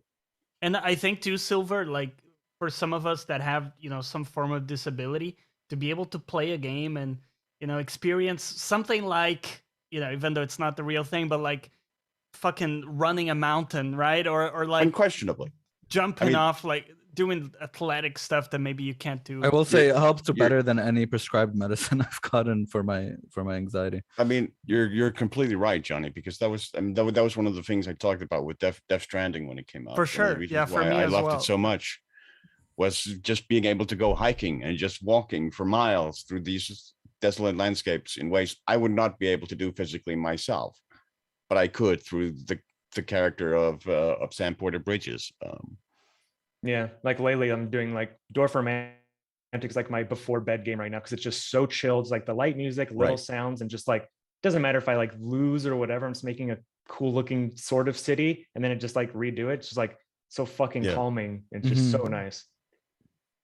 The Stardew Valley is another game that's really great for that. Oh yeah. Yeah. I even used like Anno 1800 as well. I like honed in on that. Okay. But just try it, Karak, man. I did try it. It was a disaster. That's why. Let's speaking of all this stuff, one of the things we always have is a section where we talk about the free games, the upgraded games, and then the indie game of the week. So, Reg, free games. Yeah. All right. Free game, free for everyone. Epic Game Store. First, Terraforming Mars. On to subscription games. Xbox Game Pass for console has Citizen Sleeper, Trek to Yomi, Loot River, and coming next week, Danganronpa 2, Goodbye Despair Anniversary Edition, Eiyuden Chronicle Rising, This War of Mine Final Cut version, and NHL 22. PC Game Pass has Trek to Yomi as well and Loot River as well. And coming next week, Danganronpa 2, Eiyuden Chronicle Rising, and This War of Mine. Xbox games with gold, Hydro Thunder Hurricane, the 360 version, and Yoko's Island Express, the Xbox One version. PlayStation Now has Blasphemous, Naruto Shippuden Ultimate Ninja Storm 4, Soul Calibur 4, and hang on, that was PlayStation Now. PlayStation Plus has Curse of the Dead Gods, FIFA 22, and Tribes of Midgard. Prime Gaming, so that's Twitch, has Cat Quest, The Curse of Monkey Island, Dead Space 2, Mail Mole, Out of Line, and Shattered Tale of the Forgotten King. And last, Stadia Pro, Kaze and the Wild Masks, Lumode, The Master Mode Chronicles, Outriders, and Paw Patrol, the movie, Adventure City Calls. That's the end. Cat Quest. Is that the one we played, Reg? Oh, sorry. I thought you were going to say it is the prequel of the one we played. We played Cat Quest 2. Oh, there we go. Yeah, that was cute. Well, not prequel. It's the first one. That's yeah. Got it. Yeah. Anybody? Are there any titles on there anybody hasn't played that they might pick up because they're free? Sleeper. Yeah. Got good reviews. Eiyuden Chronicles Rising is not yet either. Yeah, I was gonna buy that one anyways, and then I saw it was gonna be free, and I was like, sweet. Oh, in 4 days. You what? Eiyuden Chronicle Rising is out in 4 days. It's on the 10th. Yeah. Mm-hmm. Cool. Any for you, Johnny? that might And show this up. War of Mine. Sorry, I'm going to definitely play that. Okay. You haven't Yeah, played good this War of Mine, or A have you? little tiny bit. It was on like I forgot what subscription thing it was on, and I didn't have the subscription anymore, so I didn't get to play it a long time. I enjoyed what I played, but now that it's gonna come out on Game Pass, I'm for sure gonna dig into it more. Plus, it's like the final cut, so. Gotcha. What about you, Johnny? Any on there? What about that Paw Patrol game? Tell me about that, Reg. The movie game? How many hours can I get Tell me in that? about the Paw Patrol. How long to beat? Yeah. It'd be like a Barbie game. It rings a bell, but I don't know if we've looked at it or mentioned it before. I haven't heard of it. There's a lot of games. Citizen Sleeper looks pretty fucking cool. Is Got it a great good ratings Yeah. too. Yeah. Yeah. What kind of deal is it? What kind of It game? says from the- Cyberpunk RPG, but a little bit like a Disco Elysium, where it's more narrative driven. Oh, dude, Okay. I am playing shit. that Okay. shit. And the reviews are Yeah. really It says high. role playing in the ruins of interplanetary Ooh. capitalism, and I love that. If you guys I look was at a, like the I was a huge write-ups, capitalist in Disco Elysium. the That's a write-ups huge- are all like one of the best Oh. written games in years. One of the best. Okay. Like I was really surprised because I didn't even get contacted on it. I would have reviewed it, and it's a smaller company, so I guess maybe they didn't reach out. But I've seen some previews for it that look good. yeah, and the reviews Downloading. were just super high on that game. Shit. I'll have to play Oh, it to yeah. just study it too. Yeah, well, yeah, true. Yeah. Yeah, true. It's Yeah, dude, I've been trying to like get a game that is. I would like Google what's like Disco Elysium. I want something like Disco Elysium for like You've a already year played the after. best. Yeah. Yeah, I mean, and Unfortunate. also like that game came about in a way that most, you know how you do get that occasionally where you get a game or a movie made where it can't really be made in the same way by anybody else because of what that was an RPG group's Yeah, like Blazing RPG for Saddles. 20 years. Yeah, I So it's mean like- their world was very They're- unique. Yeah, it's almost, and Yeah. not only that, but they had 20, as somebody who has a 16-year D&D game, I can tell you the amount of lore is beyond any novel series ever. Like because there's so many people involved in it, so many things being done and written, building out and building out and building out. What they made, they were able to make everything wrap around. Even if you didn't like it, like you can still look at it and be like, I get. I mean, hey man, any get game why that this has a works. dude called Piss Fucker teaching me about like some philosophical fucking dude, that was amazing. I died from You reading a did- book. It was like your brain can't handle this, fool. I was just died like, from taking my tie. everybody died from the tie, I think, or most of us did. The shoe, trying to get No, the I shoe died from. sitting down on the first chair somewhere. Dude, It's it's dead kicking a trash can. kicking the trash can. And the thing is you can see where it would piss people off. I can see. Like I absolutely can see people playing this and being like, man, Yeah, it just I has don't like really this. neat ideas. Yeah, like it's- if you level up encyclopedia too much, you'll start getting information that you don't need. that you don't need. It's like Yeah. why are you That telling me was- about the shoe, dude? right? Like, And where it said if you level up any of them, it will Yeah. overpower. Like it's where it's on like purpose. too empathetic. Have you or ever had a too- friend come over who knows a lot about one thing and you're like, oh my God? Or have you ever Stop talked to talking about Silver that for thing. 5 minutes? If you've ever talked to Yeah. Silver for 5 minutes, you know exactly where I'm coming from. You're You're talking about World War II and beer you're like, or you're- brewing beer. Yeah. Yeah, you're like World War II. I don't want to talk to you. It's those kind of things make sense in a game, but it's almost extra, so you can't do it. Like you're asking people to like over on purpose, which is rare. Those guys already had it, so it's like we can do this, and well, it'll be interesting to see what the second one was. I love that game. I thought there were some parts that it had issues with, but Yeah, everyone kept saying play Planescape Torment because it's the most similar, but I haven't really played it. I yet. love playing Escape Torment, but this is what reminds me when people told me to watch that TV show Severance because it's like the game Control, and it is not at all. It's because it's the same. It's cubicles. Yeah, they're quite different. Quite different. It's like there's cubicles I mean, in they- both things. It's like, come on, guys. They're both heavily sort of reliant on literary exposition. Yeah, That's sort of the crossover. but I would mean say. that's But- that is like, oh man, I was so mad, and that happens a lot. Instead, let it sit on its own. Let it sit on its own and be like, this is succeeding not because. It's like it's because it is its own thing. And We just need Disco the Elysium- Matrix thing to wipe my memory and play it again. I just need Disco? that, you know. Well, dude, Disco I and played Elden Disco Ring and a bunch of twice other because I had things. for a long time for review, and I played it and reviewed it again because of the video audio. They The, added I was gonna the say, new yeah. voice acting is so And the good. That's voice when I acting, first played it. Was they- when the audio Oh, came out did you? already. They So I never nailed the played it voice the original. acting. I was waiting. I was like, this will be a good game on Switch at some point. Bro, the it's getting on narrator? PC, but The narrator was some random like I think Rasta singer or like reggae singer, And he just nailed the narrator. He nailed it, man. Like with the new so one. good. It adds so good. much to it. Like the writing itself is already so good, but then when you hear it, it's just so good. Yeah. I'm glad with the different accents, some French, some English. I'm glad we got it too, because that makes another developer maybe look and say, well, this can work. You know, this. I mean, we may have to do it verbal only and then voice if it does well. Yeah, I mean I think that's one of the most interesting things I think about the gaming market today, because so many of these barriers that were entrenched in, like, I don't know, like corporate perception or whatever of what's going to be popular. Like you have a game, like one of the most popular games on Switch is Escape from Tarkov, which is a really, really, really hardcore sort of great game, niche game, but has a huge audience. Where like 5 years ago, like nobody in like the large mainstream gaming industry would have said that game's going to hit it big. Right. True. They would have all said, no, the audience for that game is way, way, way too narrow. And again, that's the one I only found because of streamers. Again, I probably never would have known about it otherwise.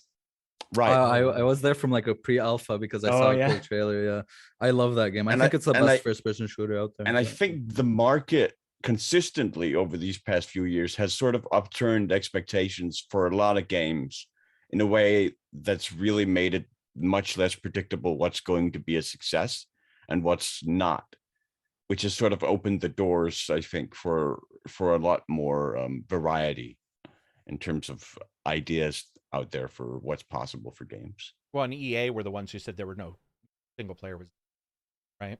Yeah, right. And later we're like, we were wrong, I mean, but it was a stupid thing to say in the first place. It was like, and 15 years ago when you had everybody saying PC is dead. Oh, true. Well, remember, and they go in cycles. RTS was dead for a while in the fact that it just wasn't grabbing on. 2D, or I would say 3D fighters are not as big as they used to be. But it doesn't mean that a new virtual fighter wouldn't light that up, or and Injustice certainly tried. And you got resurgence of like 2D games now, especially like Xbox Arcade. Yeah. Again, going back to Unreal, if people continue to share, like I was joking about in the video, but we are like an AI with Unreal because the community is there and able to tell each other, and so they learn. It's beyond. I like Unity and I like these others for other reasons, but I like Unreal because it is like AI, man. The amount of deep learning, and deep and aggressively antagonistic, but not mean deep learning. Meaning, if you do something, somebody can look at a blueprint in Unreal and say, we can do it. There's a way to do exactly what you're doing, but we can get some CPU cycles by doing it this way. And that person can go a week later, can go, what? And the Ascent guys were talking about that. They were like, you just don't understand how every single person looking at your stuff can go blueprint, but they adjusted whatever Reg was saying, C+ or C#. What are they using for programming for Unreal blueprints, Reg? C++. C++.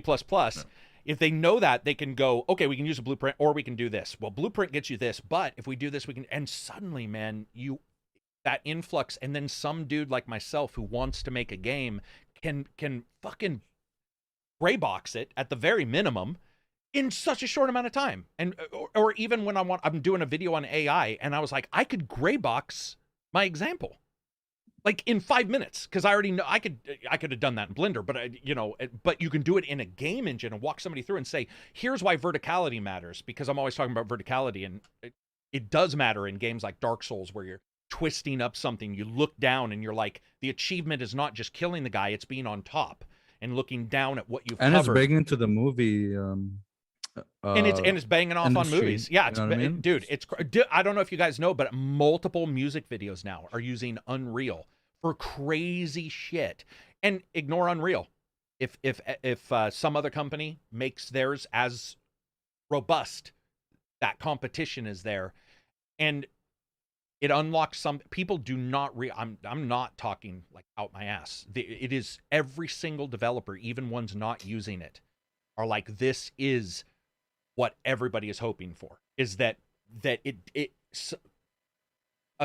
engines that can do a lot of things very well, and that communication is easier. The Telltale guys have consistently talked about their old engine and how difficult 6 hours to do an animation that took 6 minutes in Unreal. Like, how is that worthwhile? It is not. Even if you have data and knowledge, you could have used 5 of those hours to learn how to do it in Unreal, and you would still be ahead because the next animation you did would not take 6 hours. Like, what are we doing? And I can't wait, man. Can't wait. It's so fucking exciting. Speaking of that, what's for Ubisoft for Odyssey? Which engine is that, Jordan? Is that Snowdrop? Oh God. Which one? What does Odyssey use? God, I totally forget. Is it not Snowdrop? Somebody'll know in chat. But do you ever get involved in those kind of discussions? Sorry, I'll be right back. Real quick. Not really. No. Yeah, they use what they use. If they're gonna upgrade, they'll upgrade, but it doesn't affect us at all. Anvil, thank you, Anvil. Oh yes, duh, yeah. Because I have noticed some of these engines are great. Was what I was actually going to bring up. Like the idea of moving an Assassin's Creed to Unreal doesn't make as much sense as the idea of moving Telltale, who've had particular difficulties, right? Jumping over and it's dude, it's so exciting. Like I can't wait for the future, see what people can do. Did you guys? I don't know if you guys saw. We're gonna talk. Fuck, I should shut up about it. But I'm so excited about it because I just saw somebody doing something in VR and Unreal in like 3 minutes. And they were like, dude, because I'm a VR fan, got every headset, and they were like, we can bang these out now, and we can make the 2D flat version and the VR version almost side by side. And that to me is where we've needed to be for a long time. It's like where VR can take off. I don't know if you have VR, Jordan, but I got like the Rift S a while back, PSVR. I'm stoked for the PSVR 2 just because of the upgrades they're doing to it actually look fucking crazy. So like I'm getting that day one 100%. And PSVR was one of the most comfortable headsets. Yeah. And so I do think their technology was hampered by Move and a couple other things.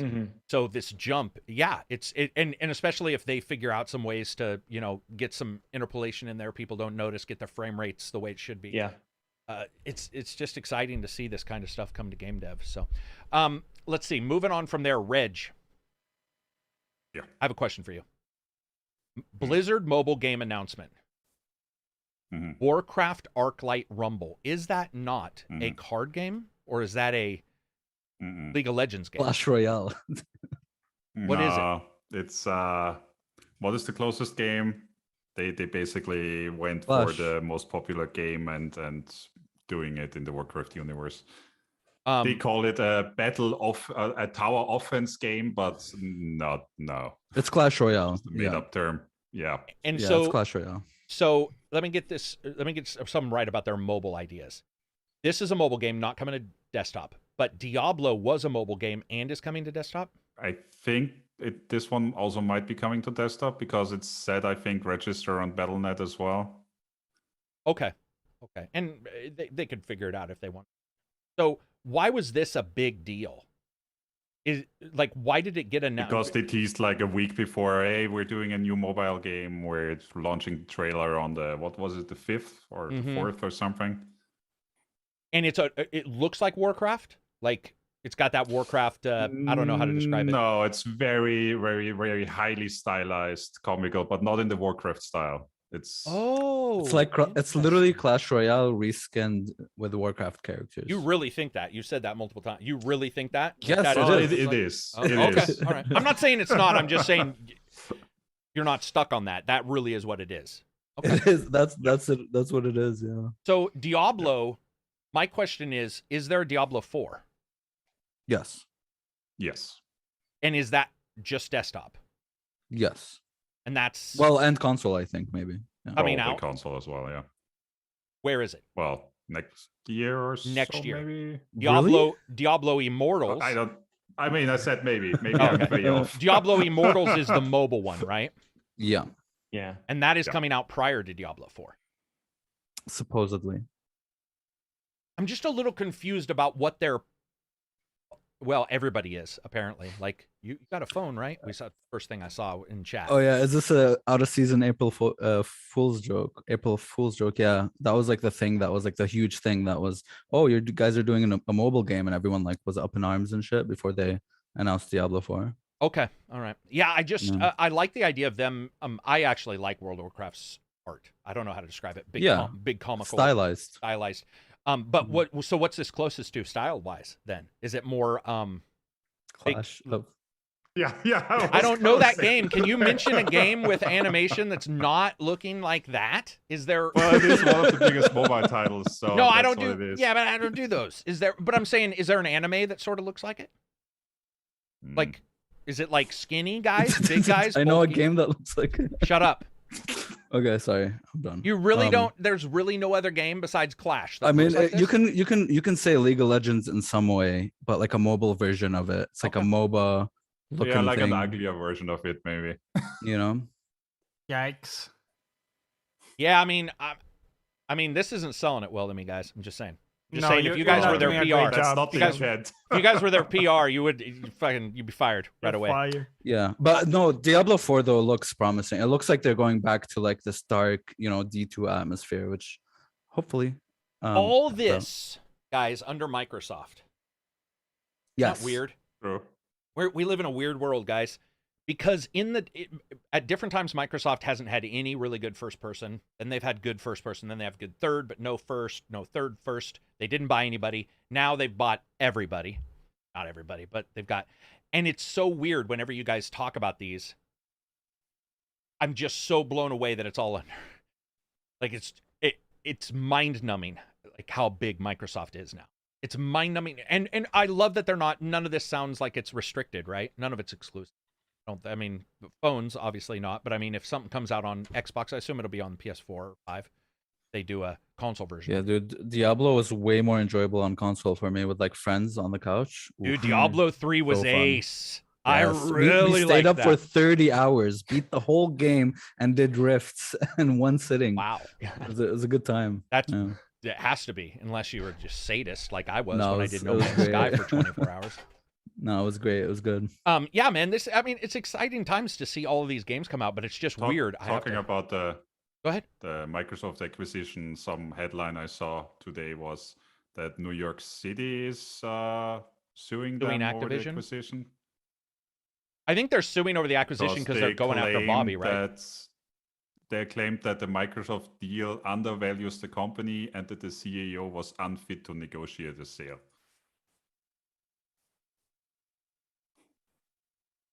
How do you? I mean, so an outside entity is saying that the inside group was unfit. New York Employees Retirement System is apparently the institution. Here's the thing. I think one thing we're getting a sort of an eye-opening experience in is that anybody can sue anyone.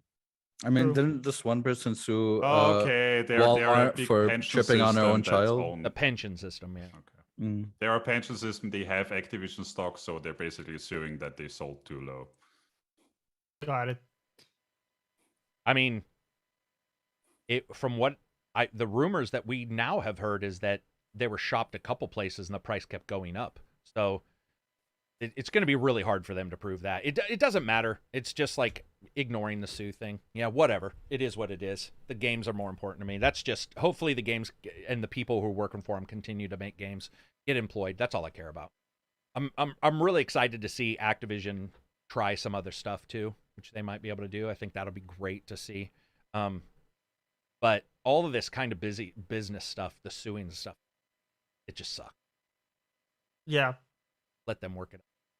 I was just surprised when we were starting to talk about this, how many companies are under one. True. Sony doing the same thing because Sony bought Bungie, which was surprising. Yeah. I think It's hard to keep up. It's like It every is. week there's a new acquisition now. Yeah, It- and some it is. games developers like use different publishers. Like Sekiro was Activision, which was Well, remember like, different Compulsion and- released under Gearbox Publishing, I think, when they did this the pantomime looking, the mime looking game. That didn't do too well with the where black and white. No, where you took you took the drug and you walked around. Oh, We Happy Few. We Happy Few. Or- Yeah. Oh, that one. I The believe that was Joy. Compulsion Games, and they had been bought after the agreement for publishing, so they still published under, it was them or 505.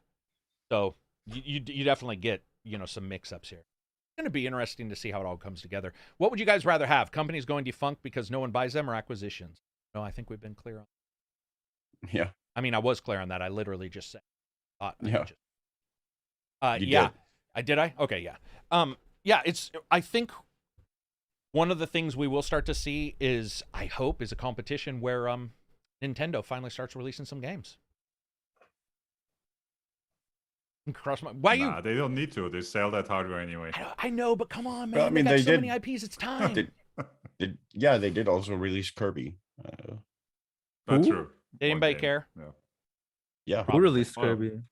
Nintendo did. Let's do. Yeah, let's do sure. a new Mario, man. Do it. We got Raving Rabbids coming. One of the best games ever made. We got the sequel to that. That game was unbelievable. So it'll be cool to see that. Do you get a chance to play games, Jordan?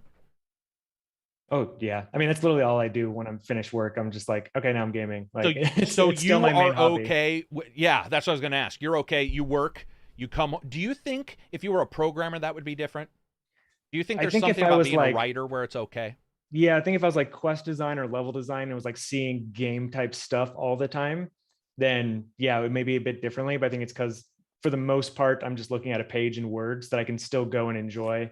Though it has lost some of the games. You'll like hear the writing, or like you'll be reading Yeah. it, and you'll in your head be like, oh, I wonder why they did that, or like I would have Right. done this, or like Mhm. just like kind of analyzing it too much, which can take a bit away from it. But yeah, What about games you've written? Do you like to play those? God, no. I don't like to see my own writing after it's out. Oh like, wow, I really? look back at my old stuff and I'm just like, this is trash. Like it's so is it bad. cringe Yeah. for you? Like, It's not that it's cringe, very it's more just common for like- writers.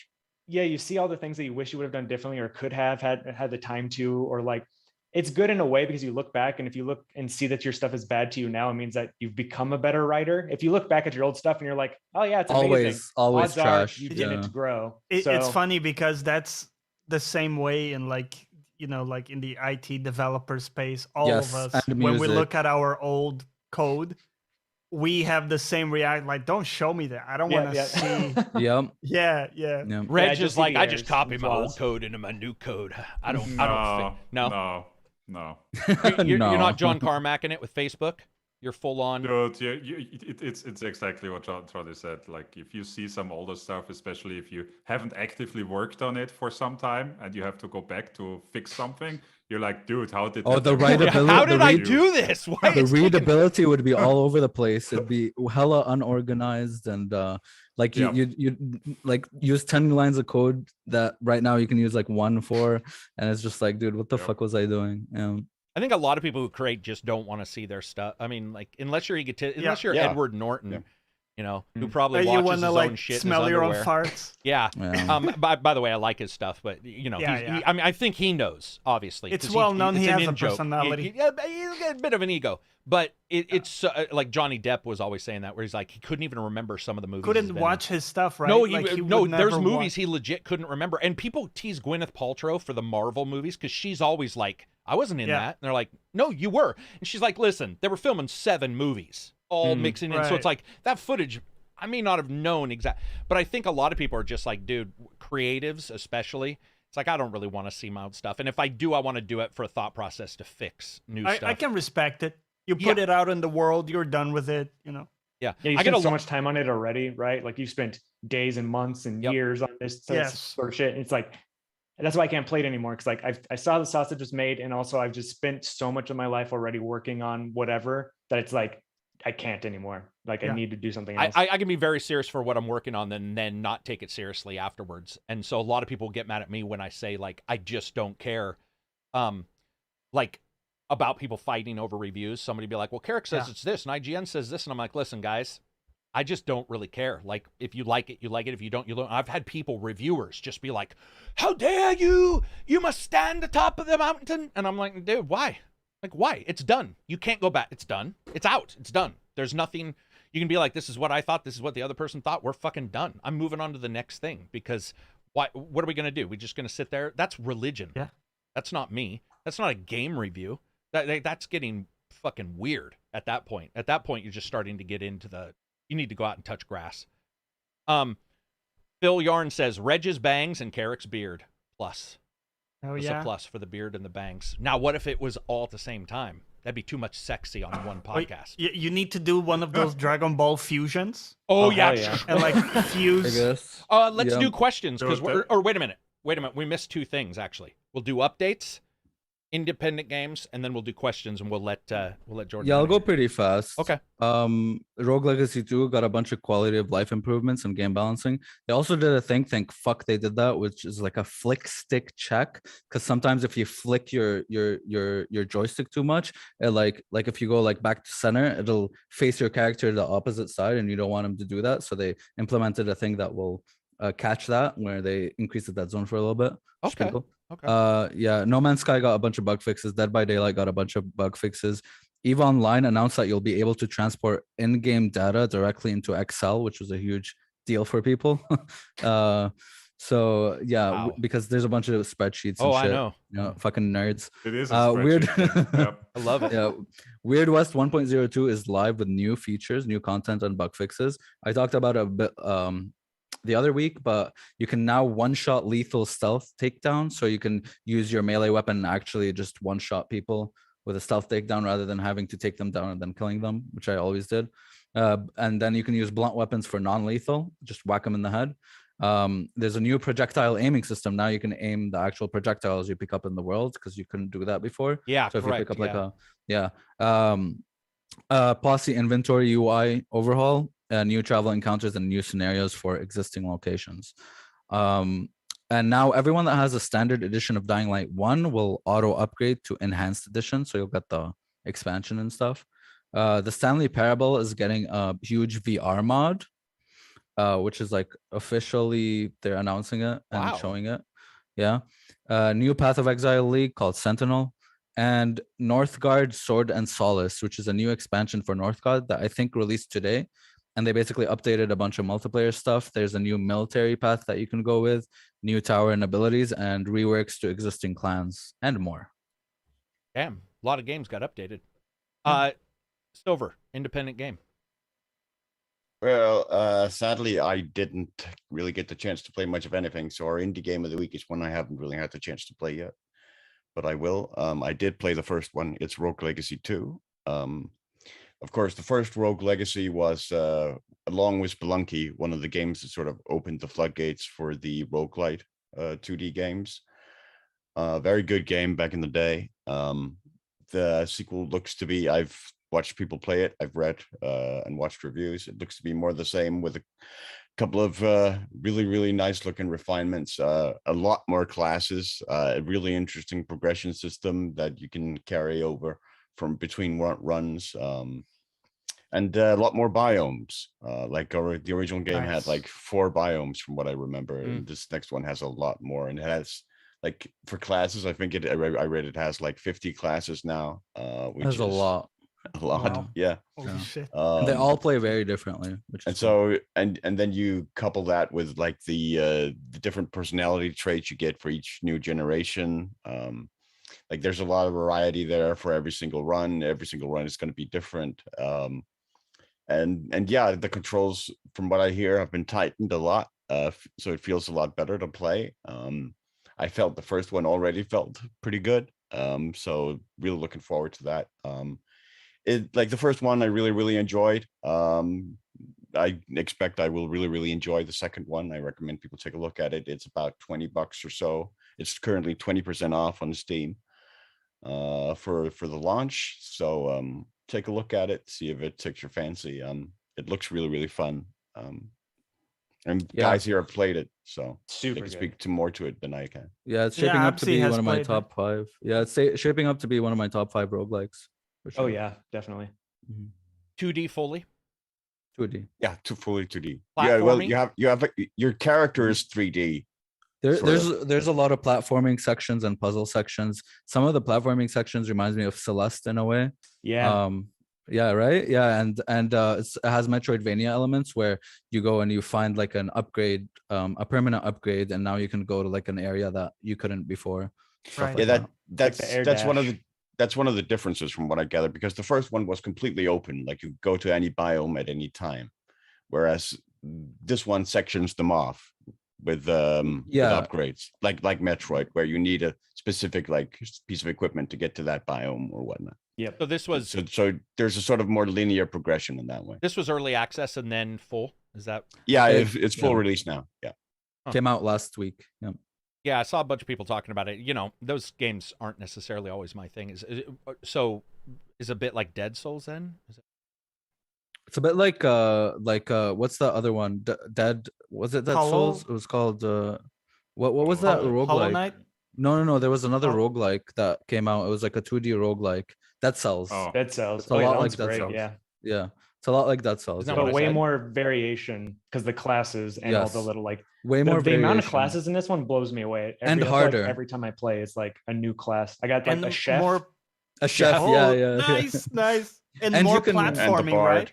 Yeah. A lot more Yeah, platforming. and the cool thing is that every time you select a new character, like a new ear, they can come with traits. So the world would be like upside down. You get black and white. You get like a dude who's allergic to, or he's a vegan, so meat would kill you, and that's like the primary way of healing. Yeah, I got Um, one where every time you dash, your character just farts. It doesn't do anything, but you just fart. But you Like, just Yeah, fart, that's the IBS, the area Yeah, of the bowel yeah. syndrome. That was in the first one as well. Yeah. Also, Nice, there are nice. more weapons now. In the first Rogue Legacy, you only had the sword. So even like the mage would run around with a sword. Yeah. Mhm.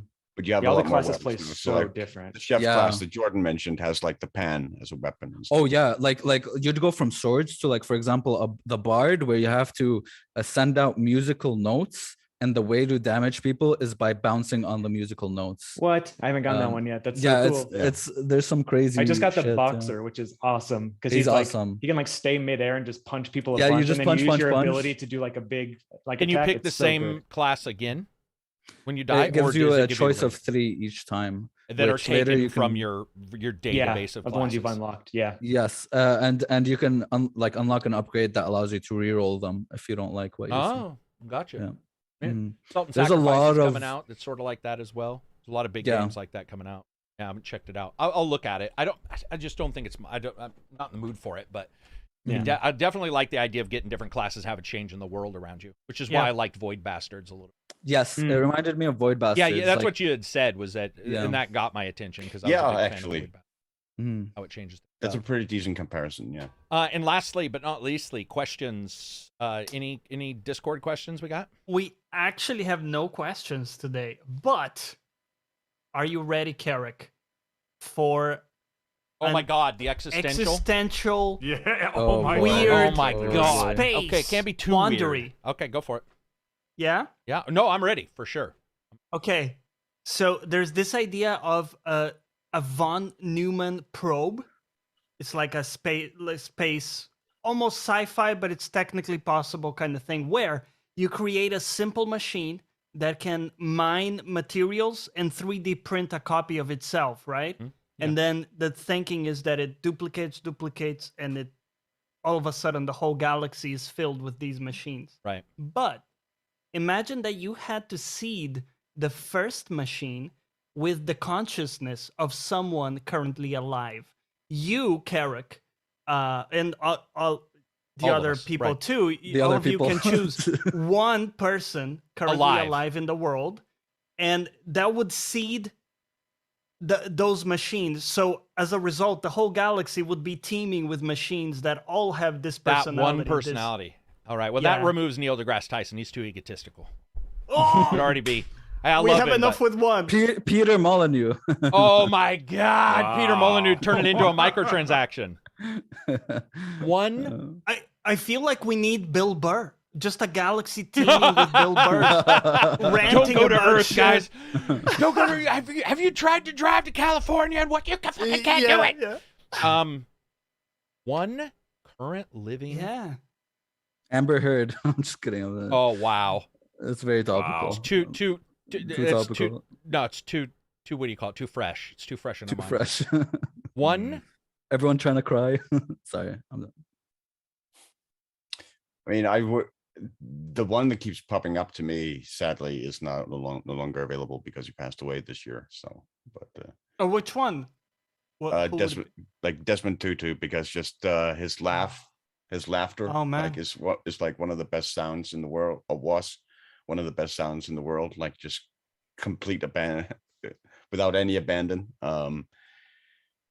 one of the most joyous things I've ever heard, and having like billions and billions of those sort of echo out could be neat. But yeah, sadly he passed away this year. I like this Jordan, because what about? go ahead. Yeah, go ahead, Jordan. No, go for it. Jordan, do you have one? I mean, it's probably just because I've been like wanting to watch this movie recently, but just the name that first came to mind was Robert Pattinson, because I love him. Oh, gotcha. All his interviews, he's just so fucking great. He's just, I would be totally fine if the universe had a shit ton of Robert Pattinsons. Nice.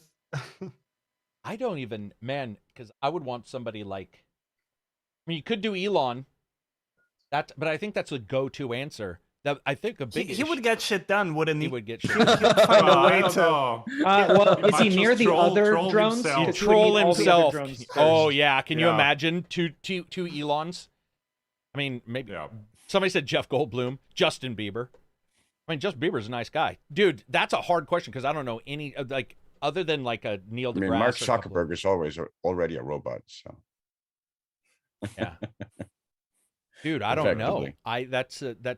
I have no. So hard because it's just anyone alive. It's so hard. And I like the Yeah. idea because you would have to get somebody who's alive. Like if you came up with the technology today and we're like, dude, Right. we can't put two technology. It'll fuck up. We have to get one person. There's probably some scientist who runs, NASA that I would probably. I feel like choose. someone who could get shit done, and like, yeah, that would be maybe. I mean, my guess. theoretically, you could probably like develop an AI to like mirror somebody Yeah, but through like the fun of the material. question is to think of a real person, like. But you're right. Like, I mean, the if you honest wanted truth to- is, I'm gonna go with this. It's only because he has turned into what he played and is. But I would have no issue. The Rock. No, I was thinking about this.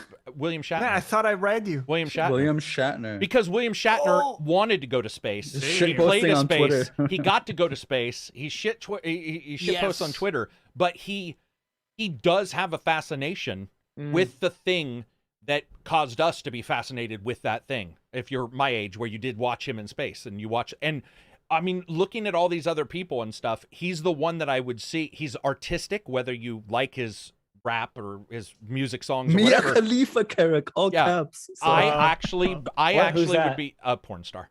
I actually, kidding. oh, gotcha. I actually do. I believe he would be a good, like, he would be the one who'd Okay. be like amazed when he saw aliens, would be like wanting Yeah, us that's to do, true. wanting us to do stuff. He has turned You'd be into what I curious. expect. He's curious, yeah. Right? He'd Yeah. be like, and "Whoa, he's what's curious there? at What-" 90 or 190, however old Yeah, he is. yeah. He's curious at an age He could where keep most it people are interesting dead. for 10,000 years Yeah. exploring. Can you imagine as they all return, just singing songs and doing raps in William Shatner's voice? And you'd be like, oh Ooh, my in that God. case, David Rap Attenborough. battles. Hey, whoa. Oh, David Attenborough. I would do him just so he can Sir just narrate David Attenborough. everything. Sorry, my dogs are barking. That's actually, David Attenborough's a very good Yeah. choice. I hadn't even thought about that. It was a very good choice. And cognizant of what's going on Earth. Yeah. Mark Hamill, somebody said. Mark Hamill just doesn't interest me. He's not interested in anything else anymore. Anyways, He isn't. That'll be it for us. I want to unless anybody else has another one before we go. I have a shout out I'd like to make to another new YouTube channel. Shout it out. Not gaming related, but I do think it's one of the best channels on YouTube, and I would really like people to check it out. It's called Invisible People.